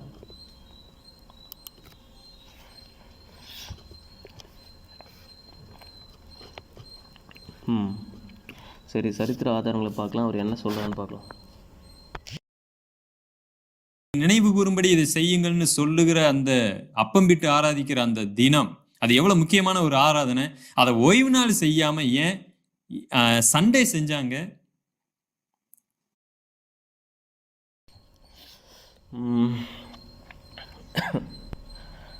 சரிப்பா, ஆனால் என்ன சொல்றாரு, அப்பம் பிட்டு ஆராதிக்கிற அந்த ஆராதனை ஏன் ஓய்வு நாளில் செய்யாமல் வாரத்தின் முதல் நாள் செய்தார்கள் அப்படின்னு சொன்னார். ஓகேவா? சரி, இப்போ நான் அப்படி கேட்குறேன். இப்போ இயேசு கிறிஸ்து மறிக்கிறதுக்கு முன்னாடி நாளில் என்ன பண்ணாங்க, உண்மையான பஸ்கா. ஓகே, 14th ஹபீப் 14ஆம் தேதி அன்னைக்கு சாயங்காலத்தில் சீஷர்களோடு கூட அவர் திராட்சை ரசம் அப்பம் சாப்பிட்றாரு. அது என்னது, கர்த்தருடைய பந்தி தான். ஓகேவா? அப்புறம் அடுத்த நாள் 15ஆம் தேதி என்ன பண்ணால் இயேசு மறிக்கிறார். அப்புறம் அவங்களுடைய கணக்குப்படி பார்த்தீங்கன்னா 3ஆம் நாளில் இயேசு என்ன பண்ணுறாரு, உயிர்த்தெழுறார். 15லேருந்து 3ஆம் நாள் என்ன பண்ணுறாரு, உயிர்த்தெழுறார். உயிர்த்தெழுறது இவர்களுடைய கணக்கின்படினது வாரத்தின் முதல் நாள். ஓகேவா? இப்போ மொத்தமே எத்தனை நாள் தான் இருக்குது? 14ஆம் தேதி பஸ்கா சாப்பிட்டாங்க. அடுத்த நாள் இயேசு கிறிஸ்து மறிக்கிறாரு 15ஆம் தேதி. ஓகேவா? அப்போ அன்றைக்கி சாயங்காலத்துலேருந்து 3 நாள் போது 1 2 3. ஓகேவா? அப்போ கிட்டத்தட்ட 5 நாள் தானே ஆகுது. 5 நாளுக்குள்ளே திரும்பவும் வாரத்தின் முதல் நாள் வந்துடுமா? புரியுதா உங்களுக்கு? இப்போ வாரத்தின் முதல் நாள் தோறும் தான் அவர்கள் அப்பம் பிட்டாங்க, கர்த்தருடைய பந்தியை அவர்கள் சாப்பிட்டாங்கன்னு சொன்னீங்கன்னா, அப்போ இயேசு கிறிஸ்து தன்னுடைய சீஷர்களோடு சாப்பிட்டது வாரத்தின் முதல் நாள் கிடையாது. இயேசு தன்னுடைய சீஷர்களோடு கூட அப்பத்தை சாப்பிட்டது வாரத்தின் முதல் நாள் இல்லைன்னா, வாரத்தின் முதல் நாள்லாம் இப்போ 2வது வாட்டி இயேசு உயிர்த்தெழுந்து சீஷர்களை பார்த்தார்ல, வாரத்தின் முதல் நாள் பார்த்தார்ல, அன்றைக்கி கர்த்தருடைய பந்தி வரல. கர்த்தருடைய பந்தி வாரம் அவங்க எடுக்கல. அவங்களோடு கூட அவர் அப்பம் பிட்டு சாப்பிட்டார், அவ்வளோதான். அவங்களுக்கு அதை ஞாபகப்படுத்துகிறாரே தவிர அவர் அங்கே கர்த்தருடைய பந்தியை செலிப்ரேட் பண்ணல. சரி, அப்போ இயேசு எப்போ மரித்தார், எப்போ உயிர்த்தெழுந்தார், எப்பொழுது கர்த்தருடைய பந்தியில் ஒவ்வொரு காரியமும் என்னென்ன நடந்துச்சுன்றதை அறியாமல் வாரத்தின் முதல் நாளில் கர்த்தருடைய பந்தி அவர்கள் என்ன பண்ண அப்பம் பிட்டு திராட்சை ரசம் சாப்பிட்டாங்க ஒரு கதையை சொல்ல ஆரம்பிக்கிறார்கள். அந்த கதை கொஞ்சம் கூட என்னால் உண்மை இல்லை. அது வேதத்தின்படி நிரூபிக்கப்படாத ஒன்று தான். அதுவும் அவர்களுடைய யூகங்களிலே உருவான விஷயம். நம்ம ஆளுங்களை பற்றி தான் தெரியும்ல, யூகிக்கிறதுக்கு சொல்ல வேணும். நிறைய காரியங்களை அவர்களே ஆரம்பித்து விடுவார்கள். ஓகே, ஓகேவா? அப்போ கர்த்தருடைய பந்தியை வாரந்தோறும் கொடுத்தாங்கன்றதே ஒரு கட்டுக்கதை தான் அப்படின்றத நீங்கள் தெளிவாக புரிஞ்சுக்கங்க. அப்போ சாப்பிட்டாங்கன்றது வந்து கர்த்தருடைய பந்தியாக மாறிடாது. சரி, அடுத்து சில வசனங்களையும் பார்க்கலாம். ஏன்னா ஓய்வு நாளை டைரக்டா சுட்டி காமிச்சே பேசின புஸ்தகங்கள் நம்ம கிட்ட இருக்கின்றன. பார்ப்போம். கிபி 107வது வருடம் எல்லா அப்போஸ்தலர்களும் மரித்து போனாங்க. அப்ப பாத்தீங்கன்னா இக்னேஷியஸ் அப்படின்னு ரொம்ப முக்கியமான ஒரு சபை பிதா, வரலாற்று படிச்சவங்களுக்கு தெரியும். அவருடைய எழுத்துக்களை உங்களுக்கு வாசித்து காண்பிக்கிறேன். Those possessing a new hope, no longer observing the Sabbath, but living in the observance of the Lord's day. ரொம்ப தெளிவா எழுதியிருக்கிறாரு. இந்த கிறிஸ்துவின் ஐக்கியத்திற்குள்ளாக வந்தவங்க, அந்த ஒரு நம்பிக்கைக்குள்ளாக வந்தவங்க no longer observing the Sabbath, அவங்க இனிமேல் அந்த சாபத் அப்படிங்கிறத இனிமேல் ஆசரிக்க மாட்டாங்க. But living in the observance of the Lord's day. தெளிவா எழுதியிருக்கிறாரு. கர்த்தருடைய நாள் அன்னைக்கு வந்து ஆதி திருச்சபை, அதாவது முதல் நூற்றாண்டு திருச்சபையிலே கர்த்தருடைய நாள் என்கிற பதம் ரொம்ப பிரதானமான ஒரு பதமா இருந்தது. அது இயேசு கிறிஸ்துவின் உயிர்த்தெழுந்த நாளைத்தான் கர்த்தருடைய நாள் என்று அவர்கள் விசுவாசித்தாங்க.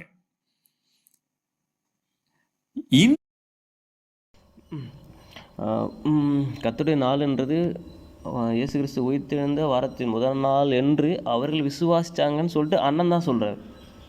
அப்படி என்ன பண்ணல, எந்த ஒரு வேதத்திலும் இல்லை. வேதத்தில் அப்படி இல்லை. வாரத்தின் முதல் நாளில் தான் கர்த்தர் உயிர்த்தெழுந்தான்றதும் கிடையாது. வாரத்தின் முதல் நாளில் தான் அவர்கள் அப்பம் சாப்பிட்டாங்கன்றதும் கிடையாது. இவைகள் எல்லாம் அப்படியே காலப்போக்கில் உருவான கட்டுக்கதைகள் தான். இயேசு எப்போ மரிச்சார், எப்போ உயிர்த்தெழுந்தான்னு சொல்லி எல்லாரும் ஆராய்வாங்களே, அப்படி ஆராயும் போது ஒருத்தர் சொன்ன கட்டுக்கதைகள் தான் இவைகள் எல்லாமே. அதே நேரத்தில் வாரத்தின் முதல் நாளில் அவங்க தரிசனமானதுனால அன்னைக்கு தான் உயிர்த்தெழுந்தார் என்று நினைத்து கொண்டு எல்லா காரியங்களையும் செய்கிறவங்க இருக்காங்க. சரி, இவைகள் அனைத்துமே என்ன தான் கட்டுக்கதைகள் தான். இயேசு எப்போ உயிர்த்தெழுந்தார், எப்பொழுது மரித்ததுக்கப்புறம் உயிர்த்தெழுந்ததுக்கப்புறம் அவர் என்ன பண்ணார் அப்படின்ற காரியங்களை நம்ம இன்னும் தெளிவாக பார்க்கணும். அடுத்த வீடியோவில் நம்ம என்ன பண்ணலாம், அவைகளை குறித்து நம்ம மிக தெளிவாக நம்ம பார்க்கலாம். எல்லா ஆதாரங்களும் வேதத்தின்படி ஆனது தான் அவருடைய மரணம், உயிர்த்தெழுதல். எந்த நோக்கத்திற்காக அவர் மரித்தார், எந்த நோக்கத்திற்காக உயிர்த்தெழுந்தார், அப்புறம் ஏன் காலங்கள் குறிக்கப்பட்டது, இது ஏன் பஸ்கால பலி ஆகணும் அப்படின்ற விஷயம் இருக்குது. அப்புறம் எப்போ அவர் உயிர்த்தெழுந்தால் சரியாக இருக்கும், அப்புறம் உயிர்த்தெழுறதுக்கு முன்னாடி அவர் பண்ண வேண்டியது என்ன, உயிர்த்தெழுந்துட்டார், சீஷர்களை தரிசிக்கிறதுக்கு முன்னாடி என்னென்ன காரியங்கள் செய்ய வேணும், செய்யக்கூடாதுன்ற நிறைய காரியங்கள் இருக்குது. இது எல்லாமே வேதத்தின்படி தான் நம்ம சொல்ல போகிறோம். வேதத்தில் என்ன இருக்கோ அவைகளை தான் நம்ம ஆராய்ந்து பார்க்க போகிறோம். சரித்திரங்களில் சொல்கிறது எல்லாமே உண்மையாகிடாது. திருப்பி அதான் சொல்ல வரேன். அதனால் நான் சரித்திரத்தை வெறுக்கிறவங்களாம் கிடையாது. ஆனால் கர்த்தருடைய வார்த்தையை மிஞ்சின சரித்திரம் எனக்கு தேவையே கிடையாது.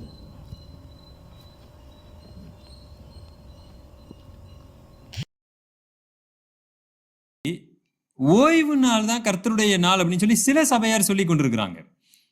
சிலர் ஆண்டவருடைய கர்த்தருடைய நாள் அப்படிங்கிறத அந்த நியாயத்தீர்ப்பின் நாளாக சொல்லுகிறார்கள். அன்றைக்கு ஆதி திருச்சபையில ஞாயிற்றுக்கிழமை அப்போ கர்த்தருடைய நாள்ன்றதை பலர் வந்து என்ன சொல்கிறாங்களா, வாரத்தின் முதல் நாள்னு சொல்கிறாங்க. அவங்க வந்து பலர். அப்புறம் கர்த்தருடைய நாள் வந்து ஓய்வு நாள் தான் அப்படின்னு சொல்கிறவங்க வந்து சிலர். இந்த சிலர் வந்து இவர் வந்து எப்படி அந்த விஷயத்துக்குள்ளே அணுகிறான்றதை காமிக்குது. ஆனால் இது எதுவுமே உண்மை இல்லை. ஏன்னா இப்போ கடைசி காலமாக இருக்கும். பலர் வந்து பொய்யை தான் நம்புவாங்கன்றது நாம் எல்லாம் தெரிஞ்ச விஷயந்தான். ஓகேவா? கடைசி காலத்திலே அநேக பரியாசக்காரர்கள் தோன்றுவார்கள். அப்போ கடைசி காலத்திலே சத்தியம் என்ன பண்ணும், தனிந்து போகும். சத்தியம் இருக்காது. அதை தேடி கண்டுபிடிச்சா மட்டும்தான் அது சத்தியம்னு தெரியும். ஓகேவா? அதனால் நீங்கள் சத்தியம் நினச்சிட்டு இருக்கலாம், ஆனால் அதெல்லாம் சத்தியம் ஆகிடாது. சத்தியன்றது எல்லா காலத்துலேயும் சத்தியமாக இருக்கக்கூடியது. ஓகேவா? நான் என்ன சொல்ல போகிறேன்னா, நான் நினைக்கிறது சத்தியமாகாது. சத்தியத்தை தான் நான் ஏற்றுக்கொள்ள வேண்டும். என்னுடைய எண்ணங்கள் வந்து மாற்றப்படலாம். என்னுடைய எண்ணங்கள், என்னுடைய யூகங்கள் எல்லாம் வந்து சத்தியத்தை புரிந்து கொள்வதற்காக நான் செய்கிற முயற்சிகள். ஆனால் அது வந்து சரியாக இருக்கலாம், தப்பாக இருக்கலாம். ஆனால் அவைகள் வந்து சத்தியம் கிடையாது. ஓகேவா? கண்டிப்பாக அது 100% சத்தியம். நான் நினச்சது தான் சத்தியம்னு சொல்ல முடியாது. ஆனால் வேதத்தில் வெளிப்படுத்தப்பட்டவைகள் 100% சத்தியமானவைகள். அவைகள் தான் சத்தியமானது. அவைகளை போதிக்க தான் ஊழியக்காரர்கள் ஏற்படுத்தப்பட்டார்கள். சரி, நம்ம தொடர்ந்து பார்க்கலாம். அண்ணா ஏதாவது சொல்கிறாங்க. ஆதாரத்தை காமிச்சிட்டு இருக்கிறேன். ஆனா என்னுடைய நிலைப்பாடு எந்த நாள் வேண்டுமானாலும் கூடி வரலாம்.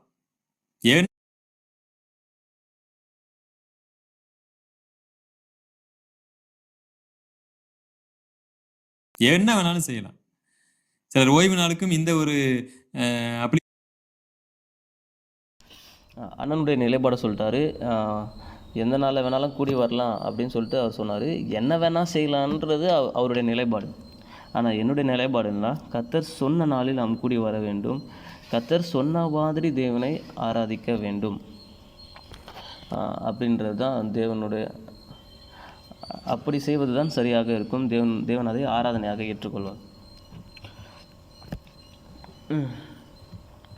அதாவது திரும்ப திரும்ப அது தேவனை பற்றிய காரியங்களை நான் முடிவு செய்வதற்கு நான் யாருன்றதை நம்ம தான் கேட்கணும். சபை பிதாக்கள் வந்து முடிவு எடுத்தாங்கன்றனால சபை பிதாக்கள் எடுத்த முடிவு எல்லாம் சரி என்று அர்த்தமாகாது. உலகத்தினாலே வஞ்சிக்கப்பட்டவர்கள் அநேக பேர் இருக்காங்க. உலகத்தை சபைக்குள்ளே கொண்டு வந்தவர்கள் எவ்வளோ பேர் இருக்காங்க. அவர்களுடைய மாற்றத்தினால சபைக்குள்ளே எப்படிப்பட்ட பிரிவினைகள் ஏற்பட்டுச்சு, ஒருத்தருடைய பிடிவாதத்தினால சபைக்குள்ளே என்னென்ன நடந்துச்சு, இது எல்லாமே என்னது, சபை பிதாக்கள் வந்து சரியான சத்தியத்தில் வழி நடத்தாதனால வந்த விஷயம். புனிதர்களை வணங்குறது, இதெல்லாம் யார், சபை பிதாக்கள் ஒழுங்காக வழி நடத்தாதனால.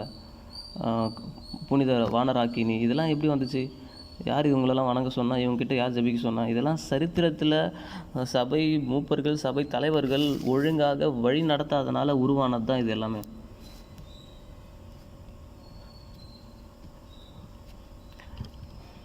புரியுதா அவங்களுக்கு? எல்லா சரித்திரமும் சரியானதுன்னு சொல்ல முடியாது.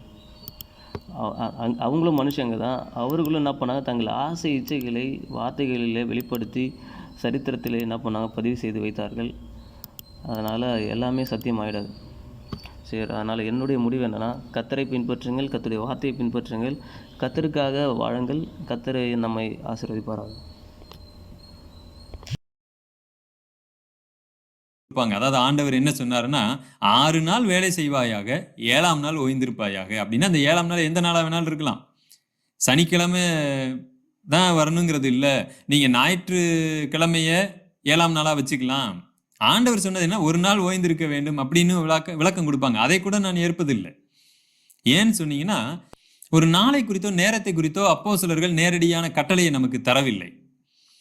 அதனால வாரத்துல முதல் நாள் தான் கூடி வரணுங்கிறதையும் நான் சாதிக்க போறது கிடையாது. கூடி வரலாம், நத்திங் ராங் இன் தட். ஏன்னா ஆதி திருச்சபையில அதை செஞ்சிருக்கிறாங்க. அதனால வாரத்தின் முதல் நாளே நம்ம கூடி வந்துக்கலாம். சரி, இன்னொரு ஆதாரத்தையும் காமிக்கிறேன். இவரும் ரொம்ப முக்கியம். ஆதி திருச்சபையிலே வாரத்தின் ஓய்வு நாளில் கூடி வந்திருக்காங்கன்றது அண்ணா சொல்றாரு. வாரத்தின் முதல் நாளையும் கூடி வந்திருக்காங்க, ரெண்டுத்தையும் தான் சொல்றாரு. சரி, இப்போ சரி நம்ம பார்க்கலாம் அண்ணன் என்ன சொல்றாரு. சபை பிதா கிபி 150 இவர் தன்னுடைய புத்தகத்தில் என்ன எழுதியிருக்கிறார் பாருங்க. The Gentiles who have believed on him, even although they neither keep the Sabbath nor are circumcised nor observe the feast, assuredly they shall receive the holy inheritance of God. அவருடைய dialogue with Trypho Ante Nicene fathers volume 1 page 267 இந்த வார்த்தை இருக்கு. புற மதஸ்தரிலிருந்து ரட்சிக்கப்பட்டு வந்தவங்க, அவங்க யாருமே சாபத்தை கீப்பப் பண்ணல, ஃபெஸ்டிவலை கீப்பப் பண்ணல, எதையுமே கீப்பப் பண்ணல, ஆனாலும் அவர்கள் தேவனுடைய ராஜ்யத்தை சுதந்திரிப்பாங்க அப்படின்னு இவர் தன்னுடைய கமெண்ட்ரியில எழுதுறாரு. அடுத்து பாருங்க, அவர் என்ன சொல்லியிருக்காரு, புற மதத்திலிருந்து ரட்சிக்கப்பட்டவர்கள் ஓய்வு நாளை கடைபிடிக்க வேண்டிய அவசியம் இல்லை, அவர்கள் கடைபிடிக்கவில்லை என்றது தான் பதிவு செஞ்சுருக்காரே தவிர ஓய்வு நாளை யாருமே கடைபிடிக்கலன்றதெல்லாம் சொல்லப்படல. புரியுதா உங்களுக்கு? அவங்க என்ன சொல்லப்பட்டிருக்குன்னு பாருங்கள். ஓய்வு நாள் இப்போ நீங்கள் வேதத்தில் வாசினா இருக்கும். ஏசாயா 56 அந்த வசனம் இருக்குது. நான் அந்த வசனத்தை நான் பதிவு செய்ய விரும்புகிறேன். தேவன் என்ன விரும்புகிறான்றதை அதில் சொல்லியிருப்பார். படிக்கிறேன் பாருங்கள். கர்த்தரை சேர்ந்த அந்நிய புத்திரன் கர்த்தர் என்னை தம்முடைய ஜனத்தை விட்டு முற்றிலும் பிரித்து போடுவார் என்று சொல்லானாக. ஒரு புறஜாதியிலும் ரட்சிக்கப்பட்டவன் என்ன சொல்லக்கூடாதுன்னா, ஐயோ என் ஜனத்தை விட்டு தேவன் என்னை முற்றிலுமாக பிரிச்சுடுவாரா அப்படின்னு சொல்லக்கூடாது. ஓகேவா? அன்னகனும் இதோ நான் பட்ட மரம் என்று சொல்லானாக. ஐயோ தேவனுக்காக நான் இப்படி மாறினேன், ஆனால் நான் இப்படி தனியாகவே கிடக்கிறேனே அப்படின்னு ஃபீல் பண்ணக்கூடாது. என் ஓய்வு நாட்களை ஆசரித்து எனக்கு இஷ்டமானவைகளை தெரிந்து கொண்டு என் உடன்படிக்கை பற்றி கொள்ளுகிற அன்னகர்களை குறித்து கர்த்தர் சொல்லுகிறதாவது, நான் அவர்களுக்கு என் ஆலயத்திலும் என் மதில்களுக்குள்ளும் குமாரருக்கும் குமாரத்திக்கும் உரிய இடத்தையும் கீர்த்தியையும் பார்க்கலும் அந்த இடத்தை பார்க்கலும் தன்னுடைய பிள்ளைகளை காட்டிலும் உத்தம இடத்தையும் கீர்த்தியையும் கொடுப்பேன். என்றும் அழியாத நித்திய நாமத்தை அவர்களுக்கு அருளுவேன். யார் சொல்லா இதை? கர்த்தர் சொல்கிறாரு. அருளுவேன், கொடுக்க போகிறேன்னு சொன்னார். என்ன பண்ணா? என் ஓய்வு நாட்களே ஆசரித்து தேவனுக்கு பிரியமானது என்னன்னு சொல்லி தெரிஞ்சுக்கிட்டு அவருடைய உடன்படிக்கையை பற்றி கொள்ளுகிற அன்னகர்களுக்கு தன்னுடைய குமாரத்திகளுக்கு உரிய இடத்தை காட்டிலும் மேலான இடத்த என்ன பண்ண போகிறாரு? தேவன் கொடுக்க போகிறாரு. அது மட்டும் இல்லாமல் அழியாத நித்திய நாமத்தை அவர்களுக்கு கொடுக்க போகிறார். தேவன் வாக்கு கொடுத்தாருன்னா கொடுப்பார். சரி, அடுத்த 6ஆம் வசனம். கர்த்தரை சேவிக்கவும் கர்த்தருடைய நாமத்தை நேசிக்கவும் அவருக்கு ஊழியக்காரராக இருக்கவும் அவரை சேர்ந்து ஓய்வு நாளை பரிசுத்த குலைச்சலாக்காதபடி ஆசரித்து என் உடன்படிக்கை பற்றி கொண்டிருக்கிற அந்நிய புத்திரர் அனைவரையும், அந்நிய புத்திரர் யாராக இருந்தாலும் இப்படி கர்த்தரை சேவிக்கிறதுக்காக அவருடைய நாமத்தை நேசித்து அவருக்கு ஊழியக்காரராக இருக்கவும், நேசித்தாலும் சரி, சேவித்தாலும் சரி, இல்லை ஊழியம் செய்தாலும் சரி, அவரை சேர்ந்து, யாரை சேர்ந்து? தேவனை சேர்ந்து ஓய்வு நாளை பரிசுத்த குலைச்சலாக்காதபடி ஆசரித்து என்ன சொல்கிறேன்? ஒரு அந்நியனுக்கும் ஆனது தான் ஓய்வு நாள். புரியுதா உங்களுக்கு? அவங்க பண்ணலைன்றதுனால அவங்களை குற்றப்படுத்த சொல்ல, ஆனால் பண்ணாங்கன்னா அது ரொம்ப சந்தோஷமான விஷயம். ஓய்வு நாளை பரிசுத்த குலைச்சலாக்காதபடி ஆசரித்து என் உடன்படிக்கையை பற்றி கொண்டிருக்கிற அந்நிய புத்திரர் அனைவரையும் நான் என் பரிசுத்த பர்வதத்துக்கு கொண்டு வந்து என் ஜெப வீட்டிலே அவர்களை மகிழ பண்ணுவேன். என் ஜெப வீடுன்னு சொல்லி இயேசு கிறிஸ்து சொல்கிறார்ல, அந்த ஜெப வீடு தான். அந்த ஜெப வீட்டுக்கு கொண்டு வந்து என்ன பண்ணுவாராம்? மகிழ பண்ணுவாராம். என் ஜெப வீட்டிலே அவர்களை மகிழ பண்ணுவேன். அவர்களுடைய சர்வாங்க தகனங்களும் அவர்களுடைய பலிகளும் என் பலிபீடத்தின் மேல் அங்கீகரிக்கப்பட்டிருக்கும். என்னுடைய வீடு சகல ஜனங்களுக்கும் ஜெப வீடு என்னப்படும். அவர் சொன்னார்ல, லேவியர்கள் இனி வரமாட்டாங்க அப்படின்னு, ஆசாரியர்களே இனி இருக்க மாட்டாங்க. ஆனால் கடைசியில் என்ன ஆகுமா? புறஜாதிகள் அந்நியர்களிலிருந்து என்ன பண்ணுவாங்க? தேவனுக்காக லேவியர்களாக தெரிந்து கொள்ளப்படுவார்கள். அந்நியர்களில் இருந்தும் தேவனுக்காக என்ன பண்ணப்படுவாங்க? பலிகள் செலுத்துவாங்க. அவர்களும் தேவனுக்காக மகிழ்ந்து என்ன பண்ணுவாங்க? தேவனுடைய பலிபீடத்திலே பலிகளை செலுத்துவார்கள். இதை தேவன் சொல்லியிருக்காரு, கண்டிப்பாக செய்வார். இதை யார் சொல்கிறான்னு பாருங்க கீழே. இஸ்ரவேலில் தள்ளுண்டவர்களை சேர்க்கிற கர்த்தராகிய ஆண்டவர் அவனிடத்தில் சேர்க்கப்பட்டவர்களை அல்லாமல் இஸ்ரவேல் ஜனங்கள் இல்லாமல் இன்னும் அவனிடத்தில் சேர்ப்பேன், புறஜாதிகளையும் சேர்ப்பான்னு சொல்கிறார். வெளியில் சஞ்சரிக்கிற சகல மிருகங்களே, காட்டில் உள்ள சகல மிருகங்களே பச்சிக்க வாருங்கள். ஓகேவா? அவனுடைய காவற்காரர் எல்லாரும் ஒன்றும் அறியாத குருடர். அந்த மாதிரி தான் எனக்கு இருக்க ஊழியக்காரங்க இருக்காங்க, ஒன்றுமே தெரியாத ஊழியக்காராக இருக்காங்க. அவர்கள் எல்லாரும் குலைக்க மாட்டாத ஊமையான நாய்கள். பாவம், ஊமையான நாய்களால் என்ன பண்ண முடியாது? குலைக்க முடியாது. அவங்கள பார்த்தா பாவமாக தான் இருக்குது. தூக்க மயக்கமாய் புலம்புகிறவர்கள், படுத்து கொள்ளுகிறவர்கள், நித்திரை பிரியர். அவங்கள இதுக்கு மேலே திட்ட முடியாதுன்றக்காக அவங்கள போட்டு புதைச்சிட்டார். புரியுதா அவங்களுக்கு? திருப்தி அடையாமல் இருக்கும் பெருவயிற்று நாய்கள், பகுத்தறிவில்லாத மேய்ப்பர், அவர்களில் ஒவ்வொருவனும் தன் வழியையும் அவனவன் தன் மூலையிலிருந்து தன் பொழிவையும் நோக்கி கொண்டிருக்கிறான். கர்த்தருடைய வார்த்தையில் என்ன இருக்குன்றதை பார்த்தீங்கன்னா நல்லாயிருக்கும். ஓகேவா? சரி, அதாவது அந்நியர்களாக இருந்தாலும் தேவனுடைய ஓய்வு நாள், தேவனுடைய உடன்படிக்கை, தேவனுடைய காரியங்களை நேசித்து அவருடைய உடன்படிக்கையும் ஓய்வு நாளையும் கடைபிடிக்கிறவங்களுக்கு தேவன் கண்டிப்பாக அவர்களை மகிழ பண்ணுவேன்னு வாக்கு கொடுத்துருக்காரு. கண்டிப்பாக என்ன பண்ணுவார்? அவர்களை மகிழ பண்ணுவார். சரித்திரத்தில் 1000 பேர் 1000 விதமாக எழுதினாலும் அவைகள்லாம் உண்மை கிடையாது. கர்த்தர் சொன்ன வார்த்தை தான் உண்மையானது. கர்த்தர் சொன்ன மாதிரியே என்ன பண்ணுவார்? தன்னுடைய வார்த்தையை நிறைவேற்றுவார். இதில் நீங்கள் 1ஆம் வசனம் வாசிங்களேன், இன்னும் கூட சூப்பராக இருக்கும். கர்த்தர் சொல்லுகிறார், நீங்கள் நியாயத்தை கை கொண்டு நீதியை செய்யுங்கள், என் ரட்சிப்பு வரவும் என் நீதி வெளிப்படவும் சமீபமாக இருக்கிறது. அப்போ என்ன சொல்ல? நீங்கள் தேவனுடைய நியாயத்தை கை கொண்டு நீதி செய்யுங்க. என்ன வரப்போகுது? தேவனுடைய ரட்சிப்பு வரப்போகுது, அவருடைய நீதி வெளிப்பட போகுது அப்படின்னு சொல்லிட்டு 2ஆம் வசனத்தில் இப்படி அப்படி நியாயத்தையும் நீதியும் கை கொள்ளுகிற மனுஷன், அதாவது ரட்சிக்கப்படுகிற மனுஷன், ரட்சிப்பு வருதா, அப்படி வருகிற இப்படி செய்கிற மனுஷன் இதை பற்றி கொண்டிருந்து ஓய்வு நாளை பரிசுத்த குலைச்சலாக்காதபடி, தேவனுடைய ரட்சிப்பு வரும்போது கூட ஓய்வு நாளை பரிசுத்த குலைச்சலாக்காதபடி ஆசரித்து ஒரு பொல்லாப்பையும் செய்யாதபடி தன் கையை காத்து கொண்டிருக்கிற மனுபுத்திரனும் பாக்கியவான். புரியுதா உங்களுக்கு? ரட்சிப்பு வரும்பொழுதும் ஓய்வு நாளை கடைபிடித்து தன்னை காத்து கொள்கிற மனுஷன் பாக்கியவானாக இருப்பான். ரட்சிப்பு வந்ததுக்கப்புறமும் ஓய்வு நாள் இருக்குது அப்படின்றத தெளிவாக புரிஞ்சுக்கங்க. ஓகேவா? சரி, அண்ணா என்ன சொல்லியிருக்கான்னு பாரு. அதே ஜஸ்டின் அவர் தாங்கள் என்னைக்கு சபை கூடி வந்ததா எழுதுறாரு.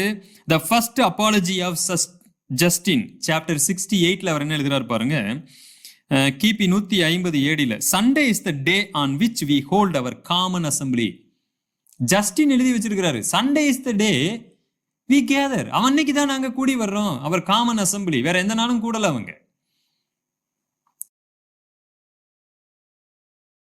அவர் கூடி வந்ததை அவர் சொல்லியிருக்காரு. அதனால ஓய்வு நாளை மாத்திட்டாங்கன்ற அர்த்தம் கிடையாது, ஓய்வு நாளில் யாரும் கூடி வரலன்ற அர்த்தம் இல்லை. எப்ப 300க்கு அப்புறம் சண்டே கூடி வந்தாங்கன்னு சொல்லுகிறது எந்த விதத்திலையும் உண்மை இல்லை. வரலாற்றுல இவங்க தப்பான ஒன்றை நமக்கு போதிக்கிறாங்க. வரலாற்றில் அப்படி இல்லை.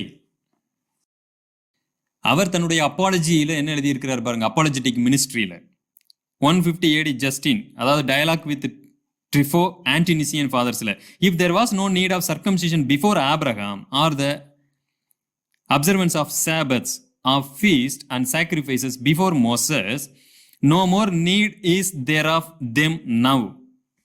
அதாவது 2000 வருஷத்துக்கு முன்னாடி இருந்த ஜஸ்டின் என்று சொல்லக்கூடிய நேரடியாக அப்போஸ்தலர்களுக்கு கீழாக இருந்தவர், அவருடைய விளக்கம் என்னன்னு பார்த்தீங்கன்னா, ஆபிரகாமுக்கு முன்னாடி விருத்த சேதனமும் கிடையாது, ஓய்வு நாளும் கிடையாது. யார் சொல்றா? 2000 வருஷத்துக்கு முன்னாடி இருந்து யூதர்களோடு நெருங்கி பழகி இருக்கக்கூடிய ஒருவர் கிடையாது. இப்ப எதுக்கு அதை கொண்டு வந்து சபையில வைக்கிறீங்கன்னு பேசுறாரு. அன்னைக்கு அப்படி அவர் சொன்னதுனால அது உண்மைன்னு ஆயிடுமா? அப்போ அதாவது வேதத்தில் சொல்லப்பட்டிருக்கவங்க சொன்னதையே என்னால் அண்ணனால் புரிஞ்சிக்க முடியல. ஆனால் அந்த காலத்தில் வாழ்ந்த எழுத்தாளர்கள் சொன்னதை மட்டும் அண்ணனால் எப்படி புரிஞ்சிக்க முடியுன்றதான் என்னுடைய கேள்வியாக இருக்குது. சரி, அண்ணா இப்போ வேதத்தில் இருக்கிற காரியத்தை சரியாக சொல்லிட்டாருன்னா சரி, ஓகே. அதுக்கப்புறம் அவர் சொல்கிற அந்த உபதேசங்கள்லாம் சரின்றதை ஏற்றுக்கலாம். ஆனால் அண்ணனால் இந்த காரியத்தை நிதானித்து எது சரின்றதை புரிஞ்சிக்க முடியல. அப்போஸ்தலன் பவுல் பண்ணது சரின்றது அவர் புரிஞ்சிக்காமல் அவர் என்ன பேசிகிட்டு இருக்காரு. பவுல் தன் நடக்கையில் தவறு செஞ்சிட்டாரு, அவரை பின்பற்ற முடியுமா அப்படின்னு பேசிகிட்டு இருக்காரு. புரியுதா உங்களுக்கு?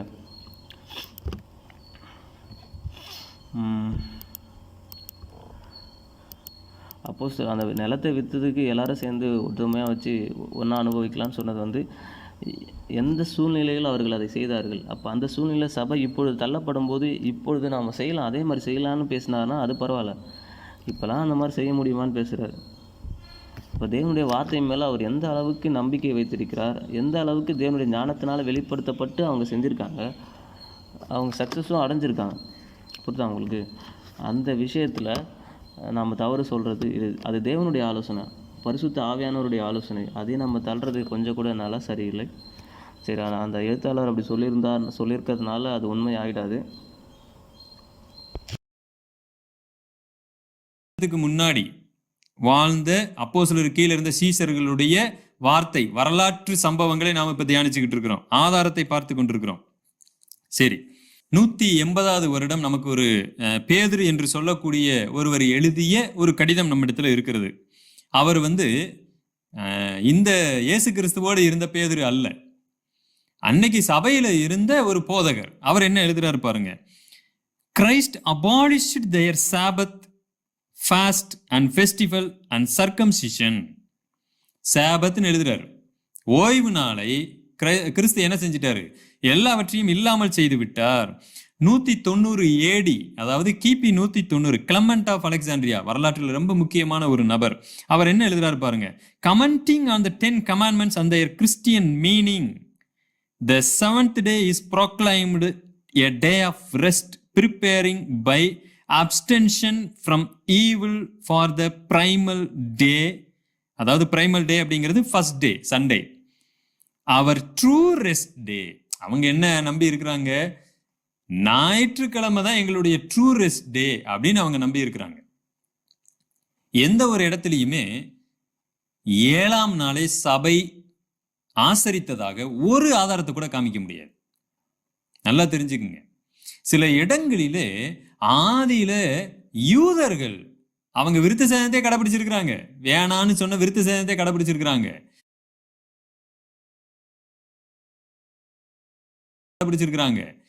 அப்படிப்பட்ட வேணான்னு தேவன் சொல்லலை, வேணான்னு வேதத்தை அறியாதவர்கள் சொல்லிக்கிட்டு இருக்காங்க. புரியுதா அவங்களுக்கு?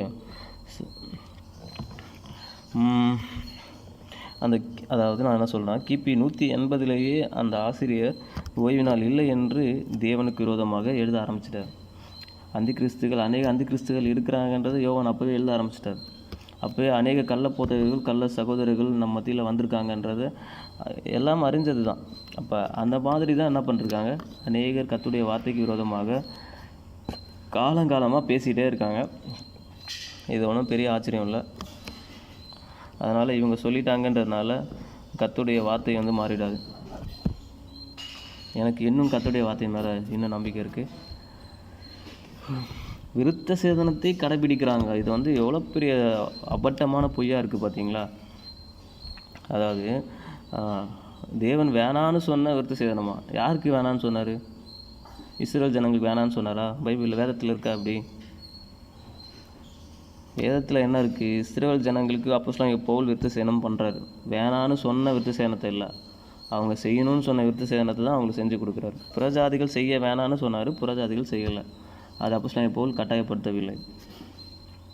அப்போ வேதத்தில் அப்போஸ்தலனாகிய பவுலுடைய நிலைப்பாடும் தெரியல, அவருடைய உபதேசங்கள் தெரியல, அவர் என்ன பேசிகிட்டு இருக்காருன்னு தெரியல. ஆனால் சரித்திர ஆதாரங்களை நான் நம்புவேன். ஒரு இடத்துலையாவது ஓய்வு நாள் கடைபிடிச்சிருக்காங்கன்னு எங்கன்னா காமிங்க பார்க்கலாம். வேதத்தில் ஓய்வு நாள் தோறும் வேதத்தில் போய் என்ன பண்ணி தான் உபதேசிச்சிருக்காங்க. ஓய்வு நாள் தோறும் கர்த்தருடைய ஆலயத்தில் பிரவேசித்து கர்த்தருடைய வார்த்தையை அவர்கள் பிரசங்கித்தார்கள்.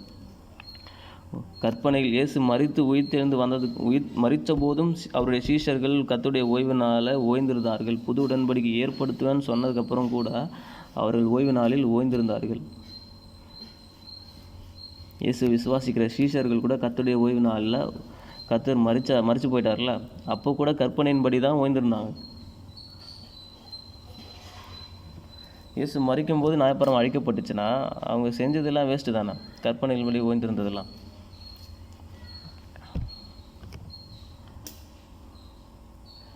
சரி, அதனால் வேதத்தை மீறாதவர்களை மீறினதாகவும் வேதத்தில் இல்லாதது இருக்கிறதாகவும் அண்ணா தைரியமாக சொல்லிகிட்ருக்காரு. சரி, அதனால் கண்கள் திறந்து பார்க்க வேண்டியது அண்ணன் தான்.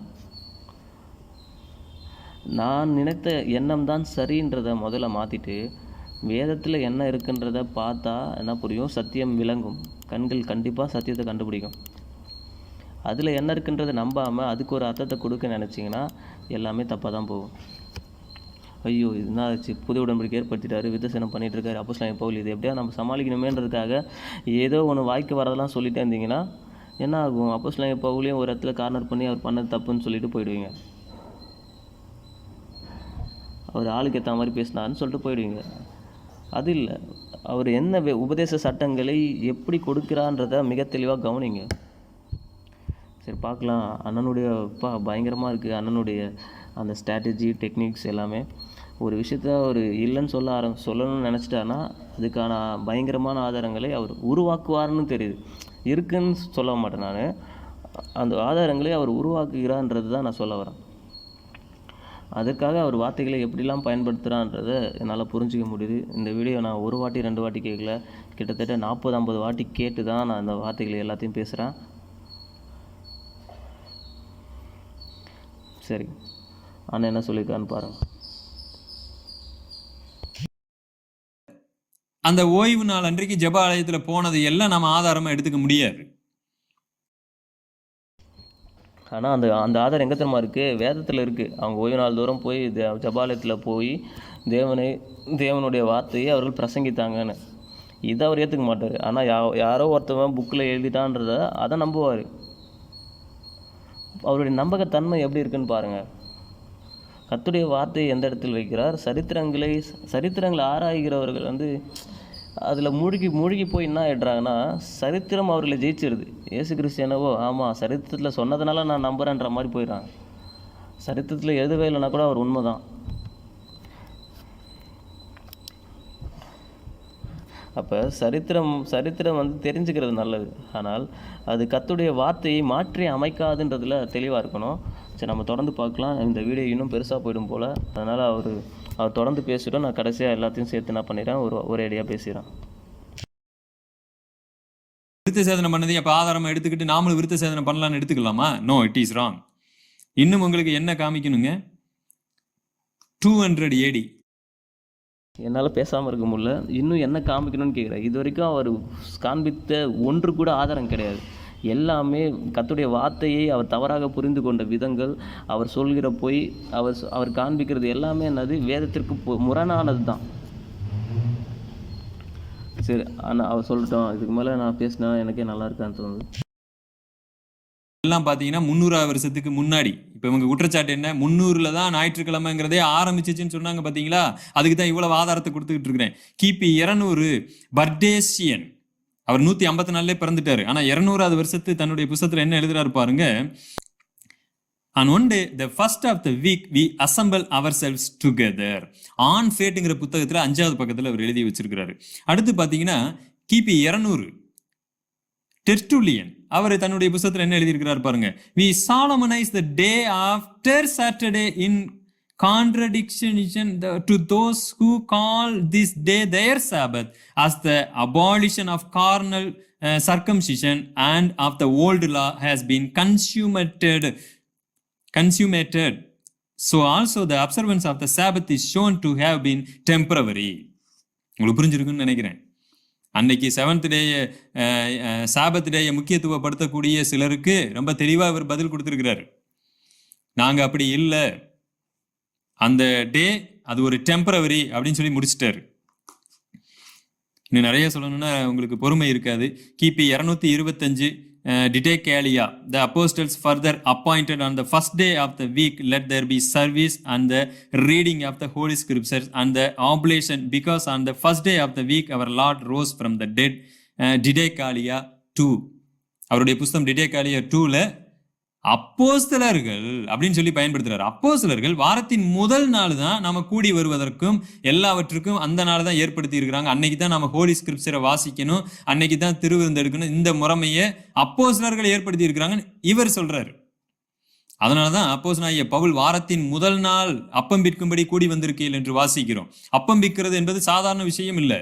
ஒரு முக்கியமான ஒரு அப்சர்வேஷன், சபையில் இருக்கக்கூடிய முக்கியமான அப்சர்வேஷன். அந்த அப்சர்வேஷன் என்னைக்கு பண்ணியிருக்கிறாங்க? த ஃபர்ஸ்ட் டே, சண்டே பண்ணியிருக்கிறாங்க. அதனால நாம சண்டே பண்ணணும்னு இல்லை. ஏன்னா நேரடியாக சனிக்கிழமை இல்லை ஞாயிற்றுக்கிழமை தான் நீ என்ன செய்யணும், சபை கூடி வரணும்னு நேரடியான கட்டளை இல்லை. ஆனா அப்போஸ்தலர்கள் ஃபர்ஸ்ட் டேல அப்படி கூடி வந்திருக்கிறாங்க. அதே மாதிரி நேரடியான கட்டளை ஓய்வு நாளை நீ ஆசரிக்க வேண்டும், நேரடியான கட்டளை இல்லை. நீங்க ஆசரிக்கணும்னா ஆசரிங்க, ஆசரிக்காதவர்களை தயவு செய்து குற்றவாளிகளாக தீர்க்காதிருங்கள். சபையில் அப்படி இல்லை, வரலாற்றிலும் அப்படி இல்லை. அதை எப்படியாவது காமிக்கணுங்கிறதற்காக வரலாற்றை திரிக்க வேண்டாம். இன்னும் சொல்றேன். கிபி 250 Cyprian, the 8th day, that is the first day after the Sabbath and the Lord's day. 300 கிபி 300 விக்டோரியனஸ், lest we should appear to observe any Sabbath with Jews, which Sabbath in his body abolished. சாபத்தை அபாலிஷ்னே சொல்லிட்டாரு. அடுத்து கிபி 345 அத்தேனியஸ் எழுதி வச்சிருக்கிறாரு. கிபி 300 எசூபியஸ். இந்த எசூபியஸ் நான் ஏன் சுட்டி காண்பிக்கிறேன்னு சொன்னா, இந்த எசூபியஸ் வேற யாரும் கிடையாது, சபை வரலாற்று தந்தை. பைபிள் காலேஜில் இது ஒரு கொஸ்டின் வைப்பாங்க. நீங்கள் யாராவது பைபிள் காலேஜ் படிச்சுக்கிட்டு இருந்தீங்கன்னா ஒரு கொஸ்டினுக்கு உங்களுக்கு ஆன்சர் கிடைச்சிருச்சு. என்ன தெரியுங்களா? சர்ச் ஹிஸ்டரி ஃபாதர் யாருங்க? எசூபியஸ். அவர் என்ன எழுதியிருக்கிறான்னு பார்க்கலாம். அவர் என்ன பண்றாரு, அவருடைய வேலையே சபையினுடைய வரலாற்றை எழுதுதல் தான் அவருடைய வேலை. அதை தான் நான் உங்களுக்கு முதல்ல சுட்டி காண்பிக்கிறேன் பாருங்க.